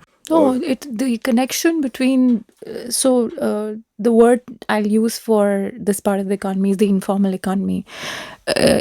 It's not that your informal economy is shrunk. My sense is, we don't know until we measure it. My sense is that the connection between the informal economy and the formal economy is broken down. So you're not capturing information about them because they've all gone back to their villages. Some units have shut down. You're only looking at the formal economy. Your consumption base now largely is government people who draw salaries and pensions, inflation indexed from government, PSUs, etc., etc. That is your consumption base. Those are the people who are cushioned from what happened because of COVID. They're driving, their savings and investments are driving the stock market. They are driving the pent-up demand, that we talk of, that led to this mini bounce. And eventually our GDP will only estimate their GDP and we'll just feel that, we have recovered. So I have a couple of reactions to that. The first is that losses in the informal economy are real. Yeah. When, it's not just the connections breaking, the losses are real. Units have shut down. Yeah. So that's number one. Units have shut down, shops have shut down, dhabas have shut down, roadside stalls have shut down. So there's a real diminution. Secondly, that when people talk about the formalization of the economy and they say that, that production has shifted to the formal economy. Yes, it has. But everybody who's a producer or an employee of a producer is also a consumer. And if he's lost his job, or if the factory owner has lost his monthly profit, their ability to spend in the economy has also gone down. So on a static basis, if you say yesterday and today, the demand of those 10 biscuit factories in the informal sector which shut down will shift to a Britannia. Right. But those 200 people and those 10 factory owners, their income has gone down. their consumption has gone down. A year later, it will reflect in lower growth for Britannia also. You won't see that. At first, you'll see a bounce, but later it will reflect. So that's the first point. Surprisingly, as far as the human point, which you were talking about, this is something that really struck me. In my interactions with individuals over this last summer, is that they've been very philosophical about it.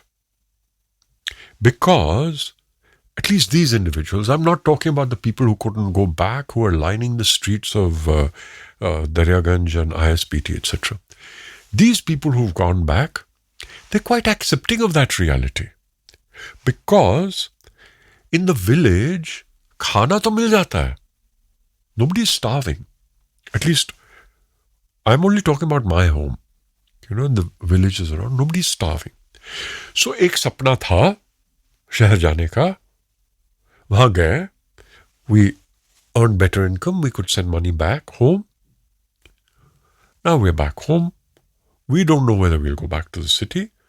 We readjust, recalibrate to the fact that now we're going to live off the land, etc., etc. And That the is really recalibration is showing in the slogans. From Achhe Din, aspirational Indians, to Atmanirbharta. Whoever has made that transitional in slogans has obviously, observed what you're saying. Yeah, great point. But the resilience is quite remarkable. Nobody is desperate. I think, chalo, we are so fatalistic, Amit. ठीक है, ये भी एक reality है. गए, वो भी आजमा लिया, वापस आ गए, चलो ये भी ठीक है. Every time Mumbai is hit by something, people will talk about the spirit of Mumbai. And I'm like, what are you talking about? People are going back to work because they have no choice. It's not their bloody spirit. What are they going to do? And I think this fatalism really kind of also explains a little bit of the puzzle behind political accountability. कि government ने demonetization किया या ये किया या emergency किया या वो किया या ये किया, but people still vote them back. And I think part of the reason is that people just assume that their lives are hellholes and this is how it is, and they don't kind of make that connection necessarily between governance and politics, and then they just choose their tribe and it's a separate thing, and they assume every government that comes is going to be a bad one, which is kind of true. So to some extent it's true. So looking at the economy as it is now, right, how do you feel? Are things all bad? Are there silver linings? There are silver linings. Of course there are silver linings. But is the GDP going to grow by 6 or 7% once we get out of COVID? I don't think so. Because we were already suffering before, we're suffering now. Now, if you look, I don't want to get into data, but if you look at the broad structure of an economy, I of course believe that the starter always for economic growth is investment, which is of course the Hayekian way of looking at it. Now, in a situation, so the RBI compiles this data regularly, what is the capacity utilization of manufacturing? Let's start with manufacturing. Okay? And the thumb rule is that somewhere when it starts creeping up from 70 towards 75, you start getting investment. Because now I can see that a year from now, I'm going to run out of capacity now. It's now at 60%. So private sector investment is going to be very, very, very low. It was really low before COVID.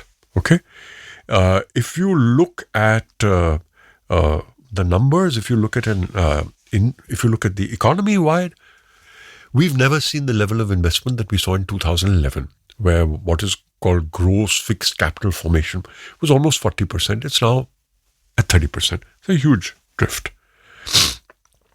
If you look at corporates, it dropped every year from 2010 to 2017. So this is pre-COVID, right? I have the figures. It went from 15% to 10% to 9.8% to 7.5%, And of course, the year of demonetization, it reached 2.5%, right? So this is hard data.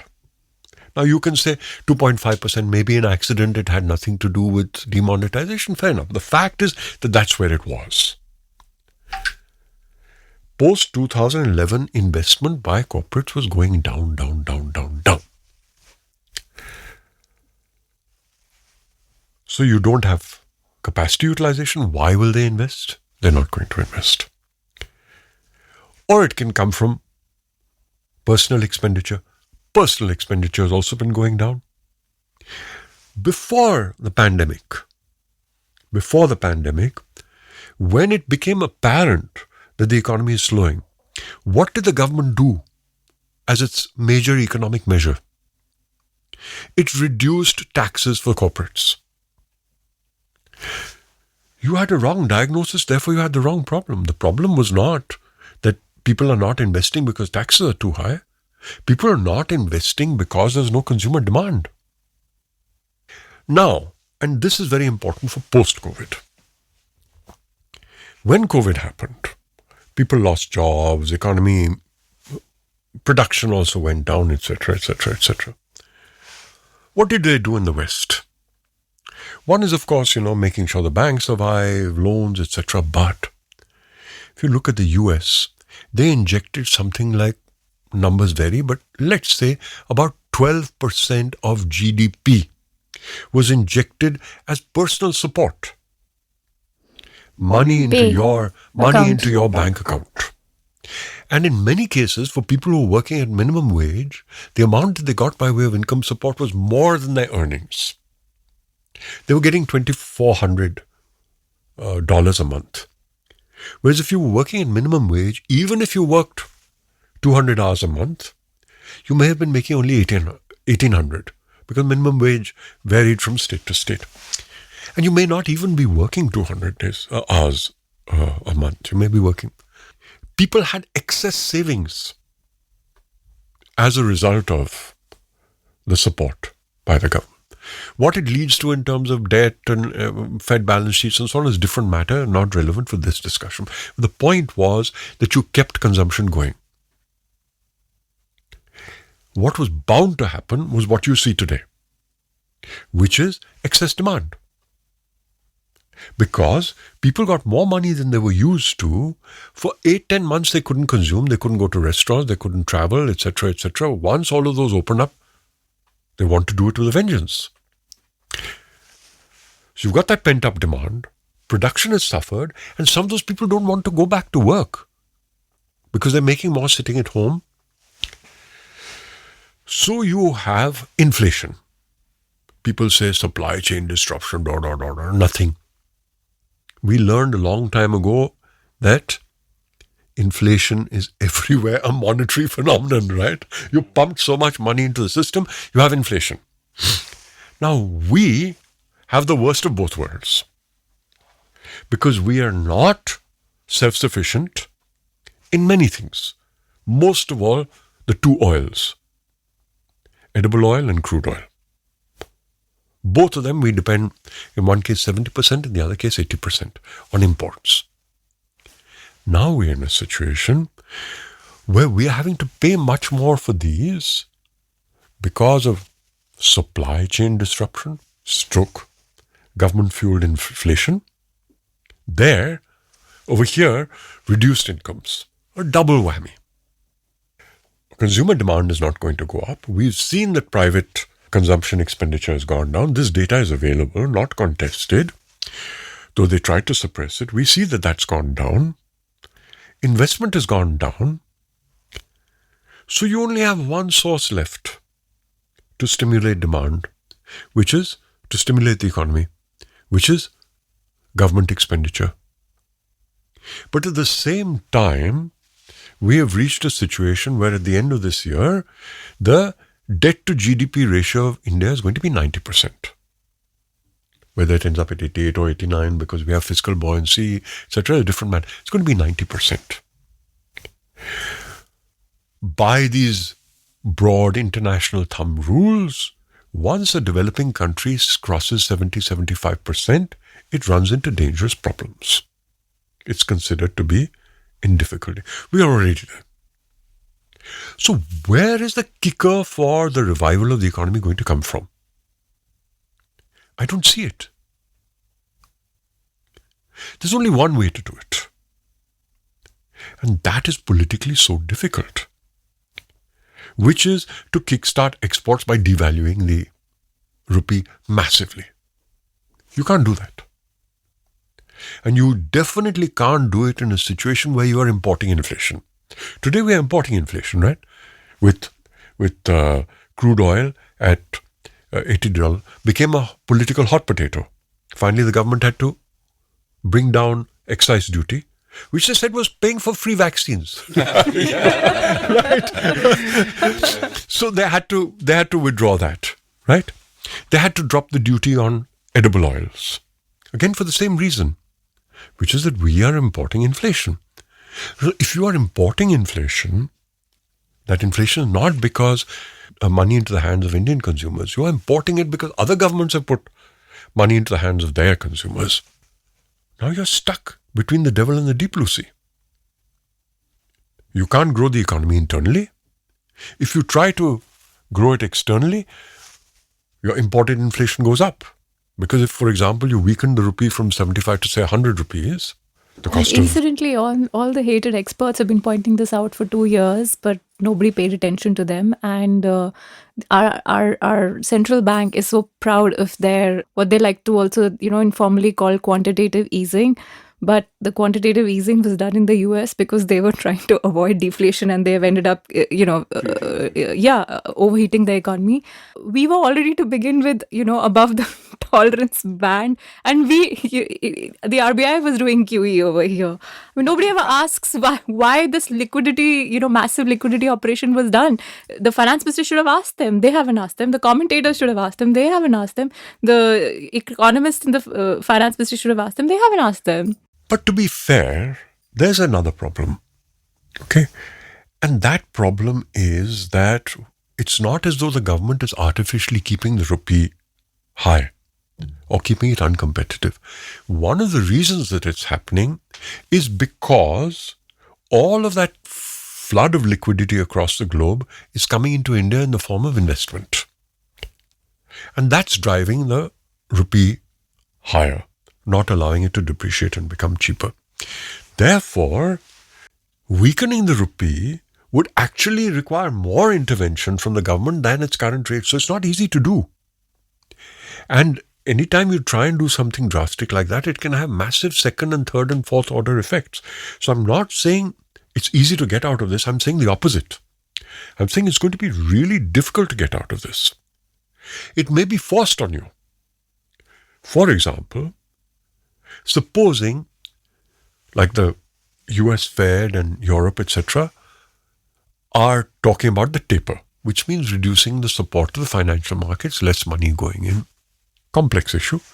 But supposing that works, supposing they're able to go ahead with their intention, and as a result, and we've seen this before, we saw it in 2007, 2008, we saw it in 2013, who suffers first when liquidity shrinks is not your home market, which is the US.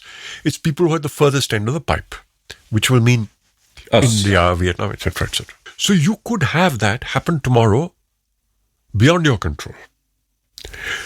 So if I was in charge of managing foreign exchange rates in India, I wouldn't know what to do. I'm not saying there's an easy answer. It's very, very complicated. So I'm just trying to underline the fact that we are in a really, really difficult spot. I don't see any easy answers. This is shocking because at the start of your answer, Mohit, you spoke about, yes, of course there are silver linings. I'll come to the silver lining. Then you didn't say that.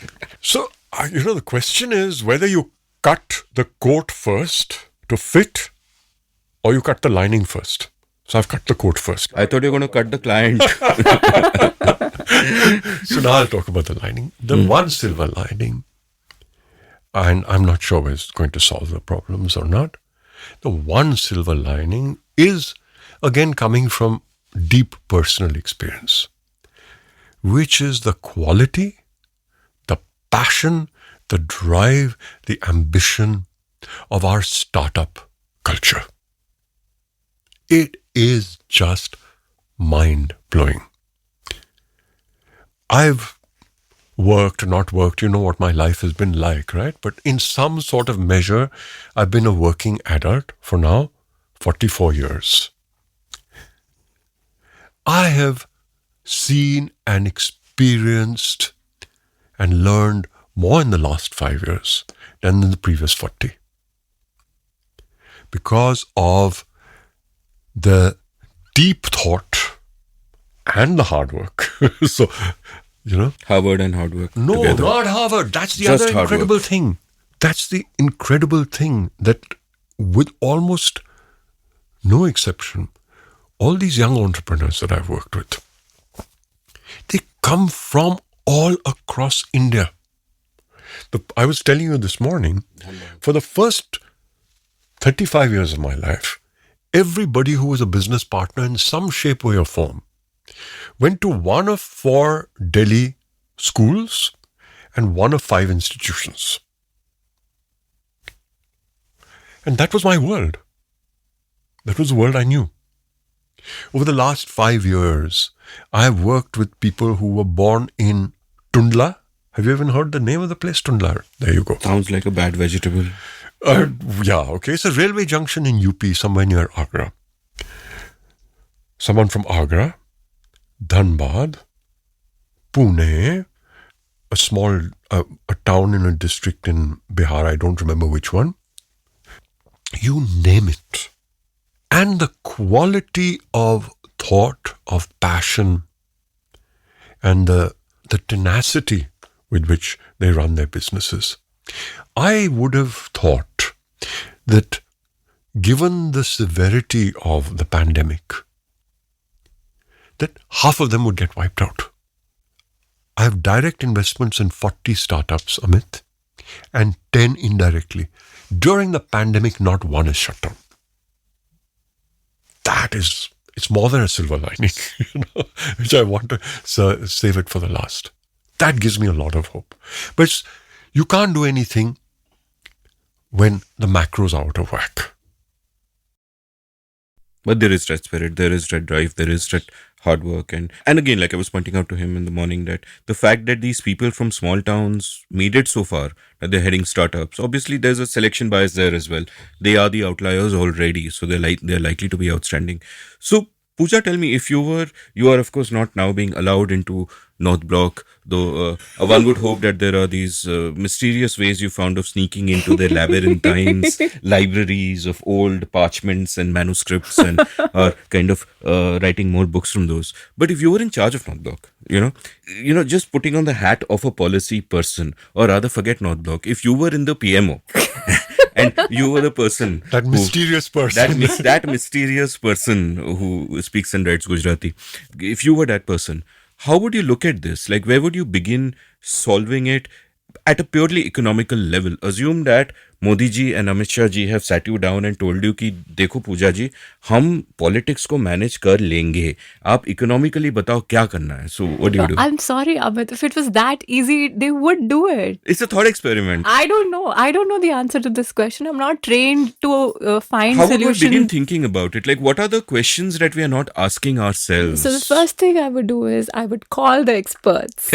set up a committee and tell them, please give me action points. And I will set up a committee of people who think these people know nothing and ask them to give me action points.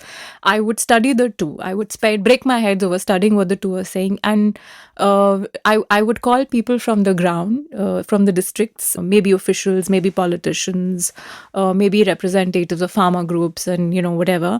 And I would tell them that if such a thing was done, a consultative process, if such a thing was done, are these people just sitting in ivory towers and telling me these things? What do you think? How will it work? And then do pilots and then begin to, take policy decisions. I will not do schemes. You don't do schemes in the center. You do schemes in the state. I will call the RBI and tell them that, I want macroeconomic stability. All the problems that Mohit has just described, I want you to get a handle on this, and I want you to, find ways of. I know it's difficult, but I want you to find ways of handling this. And when you don't know the answers, you get the people, you delegate, you get people who know the answers and who know the problems to sit and talk and find solutions. That's what I No, that's a great answer because the answer lies in processes, and that's just what she outlined. And I wish more people thought like this. I want to go half a step back, You sure? which is first somebody's got to acknowledge that there's a problem. Right? Sab changa hai. There was no second wave. All is well. Yeah. And whatever problem it is, do it yourself. Atmanirbharta, you have to solve your problem for yourself, like these group of startups are doing. So another question about something that is outside our control, which you kind of referred to earlier, which is the flow of easy money, which is coming from the West. Now, one reason that stock markets are buoyant, and I'm sure you can point me to other reasons, but one reason that stock markets are buoyant, and there is in fact so much money going into crypto, even which I'll come to later, though I don't know if it's actually relevant for this subject, is of course the easy money coming in from outside. And it seems to me that there, like of course, if you just print money and give it out, there's inflation. But before that, there is something called the Cantillon effect, where the money goes out to a certain set of people at the top and they benefit first, and then it kind of percolate downwards. And when I look at sort of the way the stock market is doing and so on, it seems to me that it's kind of like the Cantillon effect at play. And please tell me if I'm wrong and I'm just being a Monday morning quarterback myself and the show releases on Monday. And it seems to me that there is that kind of effect on play, and the danger of that is that it exacerbates inequality. Like typically, I have also, written a piece on how India should worry about poverty, not inequality, and poverty is our key concern, and that's in the context of the overall economy. But in this case, it seems to me that inequality is a big concern, because all of this easy money is coming essentially to the riches first, who are kind of, expanding their wealth in real terms. By the time it goes down the ladder and you actually have inflation in the real economy, the poor have just gotten even more I can't think of a better word than the word I almost did not use. But Absolutely right. So this is a different form of inflation, right? This is asset price inflation. So it's inflation. And I think there are several problems with this. Firstly, I think the point that you made, which is that, I'm not bothered by inequality, I'm typically bothered by poverty. Let's just stick to poverty. Earlier on in the show, I said that Rakesh Kochar of the Pew Foundation, using World Bank data, has demonstrated that 75 million additional people in India have dropped below the poverty line. Let's talk about that. If the rich get richer, that's fine. It's not a problem for me. Except if I don't get into the stock market at the right time, then it's a problem for me. But otherwise, it's not a problem, right? But I think that too can have its own problems. The first problem is that it encourages the continuance of a false narrative of all is well. And everybody sitting in the cities, which is where all the news is produced, actually thinks all is well. Because they didn't lose their jobs. They're easily able to pay their EMIs. If they work for the government, they've got cost of living adjustment, etc., etc. Plus, their wealth is going up. So you have a very peculiar problem, which is, I talked about earlier, the fact that household debt as a percentage to GDP has gone up. So you have a very peculiar phenomenon, which is that the number of people seeking gold loans has gone up. Because that's the only asset you have left. The only bankable asset you have left is gold. So the number of people seeking gold loans has gone up. At the same time, the sales of jewelry at Tanishq have also gone up. The city and the city. This is the K effect, what we call K-shaped recovery. The city and the city. So you're creating a false narrative. The second problem is going to be a longer term one, which is, we have seen this time and time and time again, which is that the maximum number of new investors come in at the top of the market. People like me who've been watching and involved in markets for 25, 30 years, they may not get the timing right, but they'll rarely get caught with their pants down. And they'll know when to scoot. So maybe I should be out of the market already. Maybe I'm not. Maybe I am. That's not the point. I can dance better than you can. This is a reality. Reference to the Chuck Prince quote, when the music plays, you have to dance. Exactly. Reference also to the fact that I'm a better dancer than you. Yeah. I'm going to call anything anyone says about me, which I can call fat shaming, I call fat shaming. So you're fat shaming me. So I can get out. Plus, I've been making money from the stock market and from my assets for 25 or 30 years. I know that there are ups and downs. But if I have become an investor in financial assets for the first time during this bubble, it is a bubble, it is an asset price bubble, I'm going to be hurt so badly that I'm never going to participate in financial markets again. I'll go back to FDs. So you are actually going to hollow out the stock markets as a result if you have a massive drop. That's the second problem. And then it's going to have all kinds of other. Because today,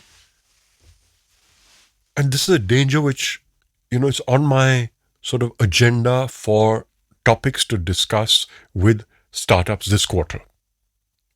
The startups I mentor, I have monthly meetings with them, some which I don't have such an active relationship. I have quarterly meetings, larger group of investors. This month's reviews have got delayed because of Diwali. They're going to all start in earnest tomorrow. Is this question: more funding, second round, third round, fourth round of investment is very welcome. Go out and get it. But if the music stops, can you survive? Or are you in a situation where you're just growing your business based on the fact, we'll grow it and let profits look after themselves? Today that's working. Nobody is asking whether Paytm is making money or not. Big Basket is losing money or not. Zomato lost more money this quarter and its share price went up. It's absurd, right? At one level. Or you can discount the future infinitely. By 2041, they'll make money. Fine. Sounds logical if you believe that what happened last year and the year before will continue. But we've seen Talib fooled by randomness, right? This was random. It's not going to be the same, right? For 4 days, the turkey gets fed. On the 365th day, he gets slaughtered for Thanksgiving. Thanksgiving is around the corner, by the way, So this may happen. It will happen. Will it happen tomorrow? Will it happen next month? Will it happen a year from now? We don't know. But if you believe that what has happened, in a sense, all the way from 99, from the dot-com bust, more money, the Greenspan port, and then the global financial crisis, more money has been created in the last 15 months than in the entire history of mankind. That's a staggering fact. Wow.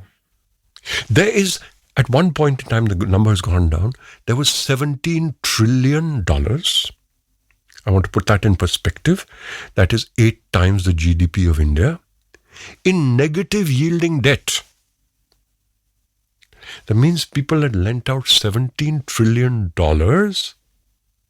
and were paying to lend it out. There's that much money. Okay? If you believe that the conditions of easy money created by that are going to continue, you deserve to be slaughtered the day before Thanksgiving. The problem is that nobody is telling them that this can happen. Everybody is saying, wah, wah, wah, wah, wah, wah.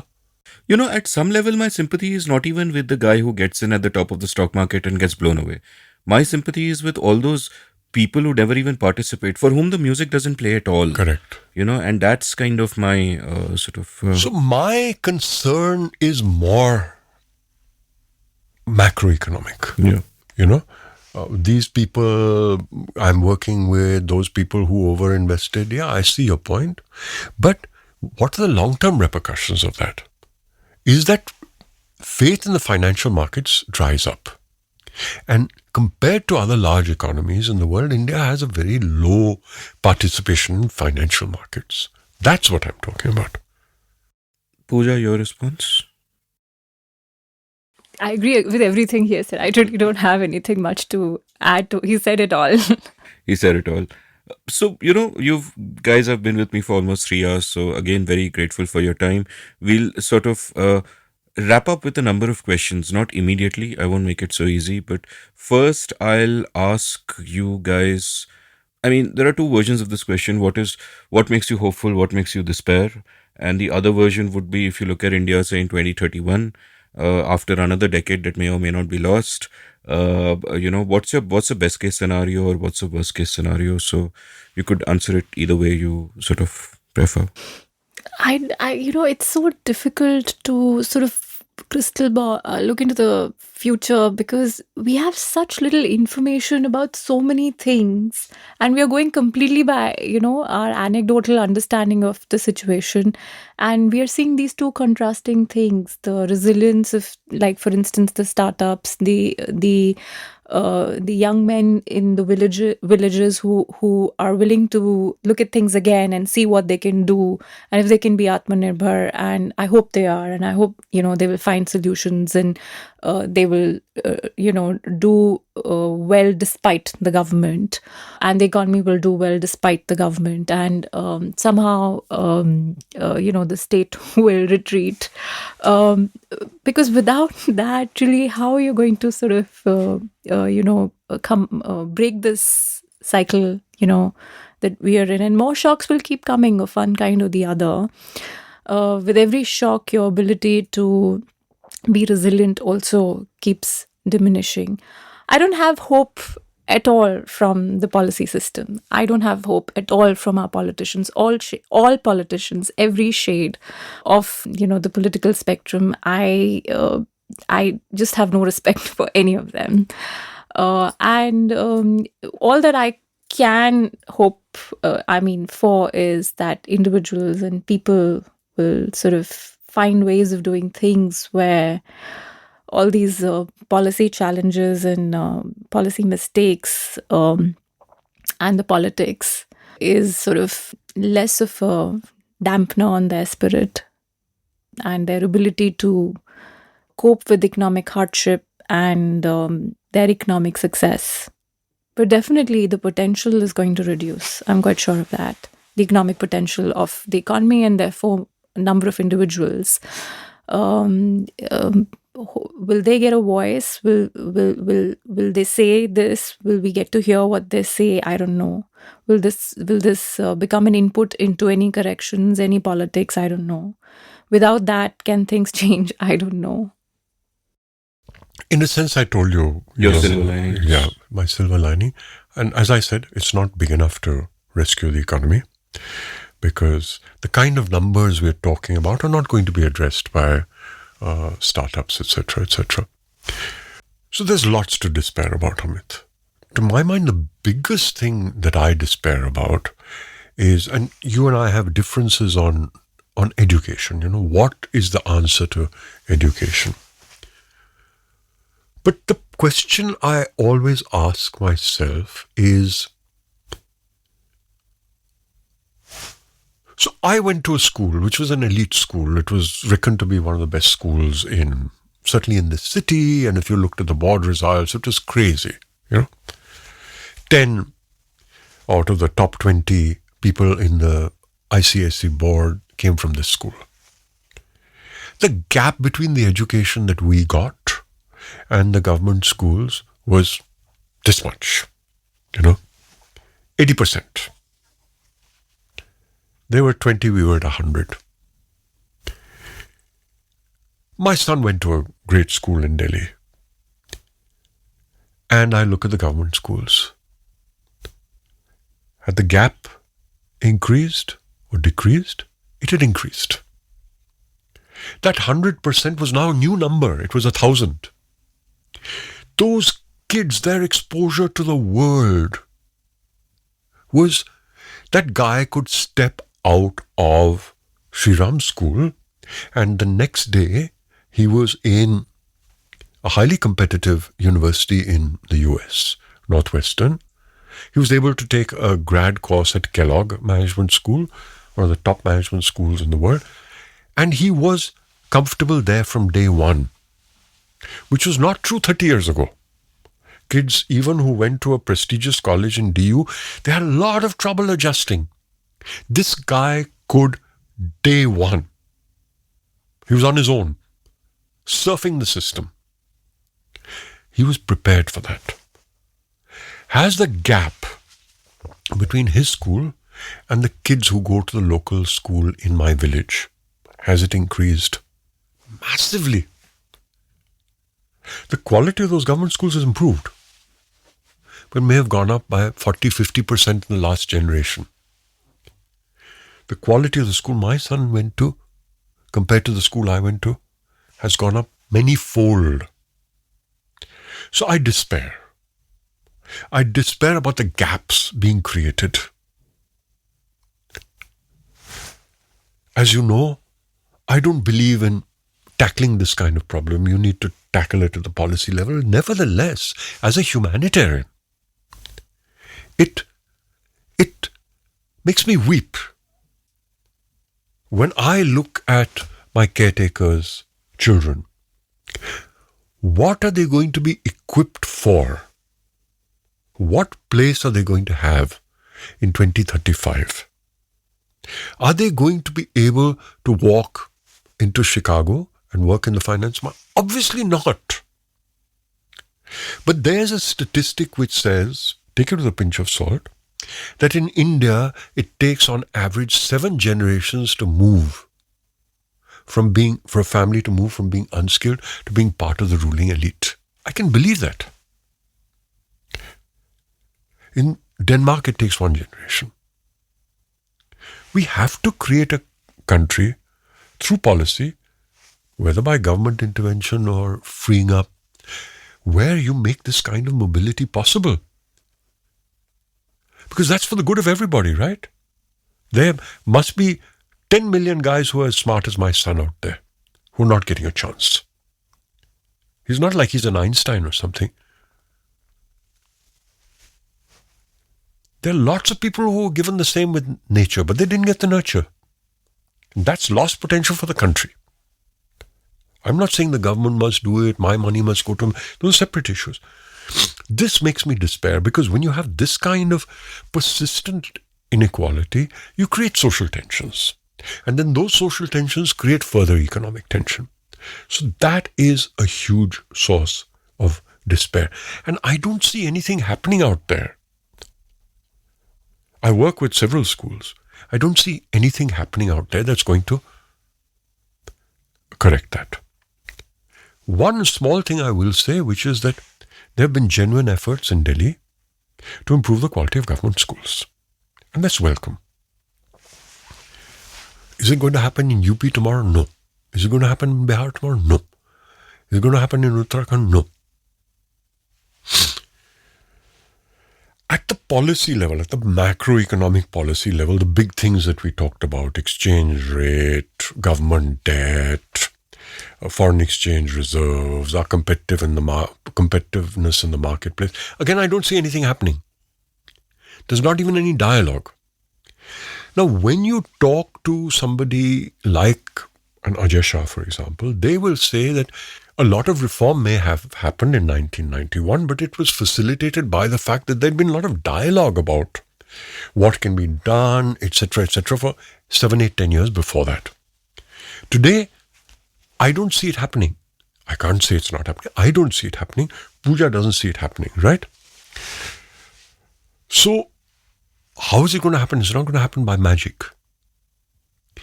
And the global economy is in completely uncharted territory. We've never seen this before. Like I said, whether in absolute terms or even in percentage terms, never has so much money been created before. So much debt. And we know what happens when debt balloons. We know there's a crisis coming. I actually believe, and I'm not happy to say this, I actually believe that we will see massive change only if we have another crisis. Because till then, the investment of this government is simply, as we saw with the latest party convention, all is well. If you continue to say all is well, the starting point of solving a problem is to accept a problem. What can be a bigger crisis than the second wave?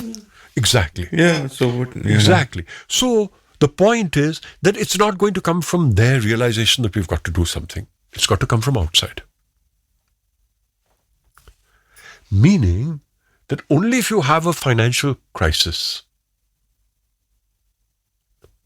will the problem get solved. So for as long as LIC is there, there'll be no, and SBI is there, there'll be no those numbers are small. bailouts. Those numbers are small.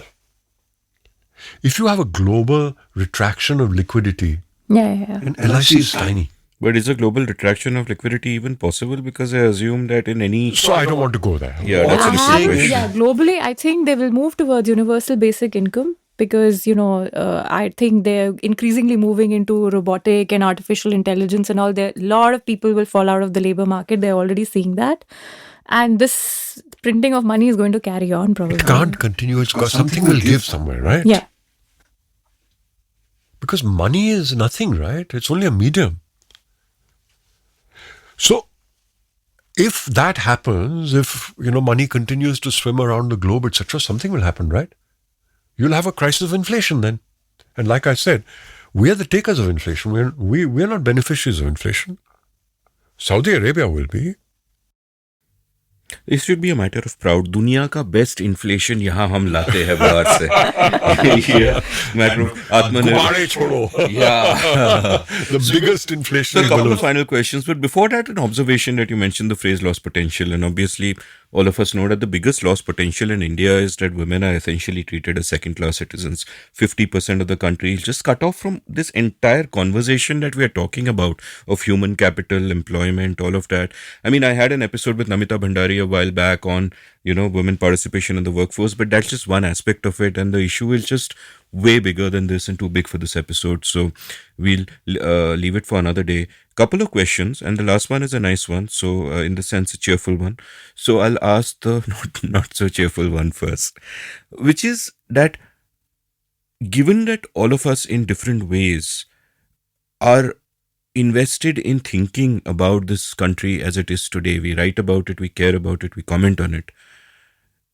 To what extent is the texture of our personal lives affected by the texture of the society around us? For example, and I'm conflicted about this, for example, often I feel great despair, but sometimes I am chilling. I think not my circus, not my monkeys. I think, as famously expressed in Kashi Ka Assi, Bhar mein jaye duniya, hum bajaye harmonia, right? So these are two sort of extremes. I kind of swing back and forth between them. What is it like with you guys? Like Pooja, for example, I mean, you actually live in Delhi where the air is also a problem, but that's another matter. But, how do you manage that? Is this something that you think about? No, I do often think about it. And I think one of the reasons whoever's continuing to be a journalist in this country is, because they think about these things and they want to in some way contribute to keeping the dialogue going. Otherwise, it'll, whatever little way one can, at least one tries. But I mean, you despair and then, you say, well, like the young men in the village, we'll do what we can. I mean, that's all. Yeah, that's it. It's a great question, Amit. And so my answer is at several levels. And it's something that engages me quite deeply at one level. So one is, unlike Pooja, who's a professional journalist, etc., I'm not. I have a very, very small contribution to Twitter. And I try and make sensible comments over there. Sometimes one despairs. Is anybody listening? Yes, they're not, but that's as much as I can do, right? I'm not going to become finance minister tomorrow, and I'm not suddenly going to have 50 million followers. So whatever it is, you contribute with it, but that's tiny. The second, which has been sort of an abiding theme of my life, is what can you do in terms of social engagement? I mean, broadly, these get political, so I just want to So you call it charity, or you call it social work, or you call it development, or whatever it is. So, what can you do over there? And so there was a period of my life where I did a lot of work there, set up organizations, for example, to work with street kids, or on the other aspect of my life, which has always concerned me, is performing artists. At some point in time, the hobby and the profession sort of came together. So at one level, I was working with musicians, running a club, helping independent musicians. At the other level, the company which I co-founded sort of moved towards supporting the performing arts and eventually became a big performing arts manager. Now, I'm not actively involved with them. But, I'd reached a stage about 5 or 7 years ago when I reached the age of 60 where I was sort of getting to this kind of stage, Bajao harmonia. Go and live in my beautiful little cottage in the mountains and forget all of this. But it doesn't work. You have to continue to be engaged with society. Otherwise, I might as well just go to Switzerland and get a euthanasia injection. If all you want to do is sit and look at the mountains, there is a sense of, I've got to give something back. And I was also very clear, just like in my professional life, also in social work, I'm not capable of starting up another front. As far as social work is, or contributions in that direction are concerned, I've become very passive. In the sense that there are organizations I've worked with in the past, or set up, or whatever it is, and I support them, both financially as well as in terms of the one skill which I have a little bit of is understanding how to run organizations, a little bit of management, a little bit of planning, etc., etc. During the pandemic, two things happened. One is that I realized that my wealth and my income was unaffected. My wealth was going up because of what we talked about, stock markets. My expenditure was dropping. One of my largest items of expenditure has always been travel. No travel. And so I said that amount of money which I used to spend on travel, now that all my liabilities are taken care of, parents have gone, son is independent, I don't need to save any more money. Try and find productive ways to put that back into the system. So all of these things, give a little bit more money to the street kids, support artists. Artists who wouldn't have needed support earlier because they were practicing. Performance spaces shut. Put money back in there. Similarly, when it comes to the startups that I'm working with, I became proactive in terms of, is anybody feeling a financial crunch, that they're going to run out of money 2, 3, 4 months down the line? I became proactive in terms of asking them, pressing them to tell me what's happening to your cash flows, and becoming the proactive guy out there saying, look, I see a problem 3 months down the line. Now let me get the pool of investors together and say, okay, what do we need to do in order to make sure that you survive this phase? So the amount of money that I'm putting on the line is small. It's in proportion with what I've invested earlier, or maybe a little bit more. But what I'm doing is becoming also a lever of bringing a whole lot of people together and saying, look, I've been working with these guys. They're cash strapped. This is what has happened. I think that they're well positioned to get out of this. So I became the lever for a whole lot of more sort of... You became a Hindustan lever. I became a Hindustan lever, correct. These all, you can do as much as your role in the world is. And this is what I could do.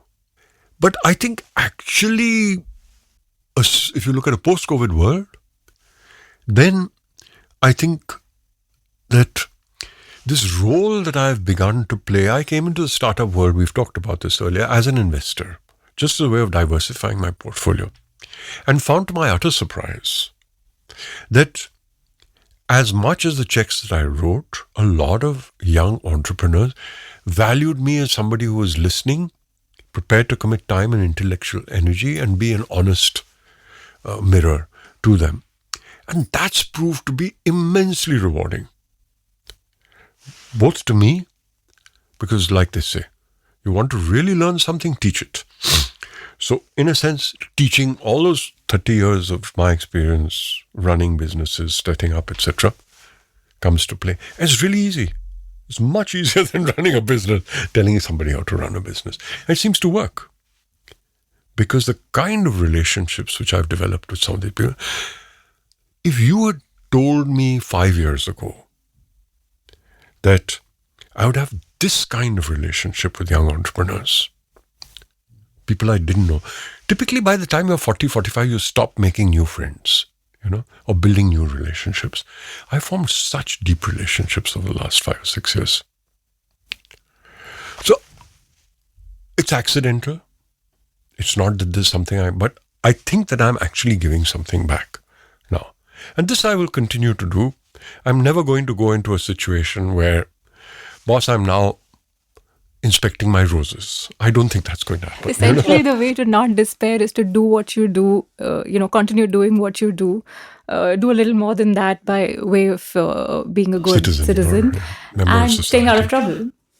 Because it's very easy to get into trouble if you do what you do. And especially if any Babu has heard him use the phrase "inspecting my roses" just now, they might get the idea for a new department. Okay, my final question, which is the final question I kind of ask all my guests, and recommend one or multiple books which you are so excited about on any subject, which have meant a lot to you in your life, or which you just read and really like, but books that you want to, sit on a soapbox and stand on a soapbox and tell, soapbox, is that the right word? Soapbox. Stand on a soapbox and tell the world, read this. I love it so much.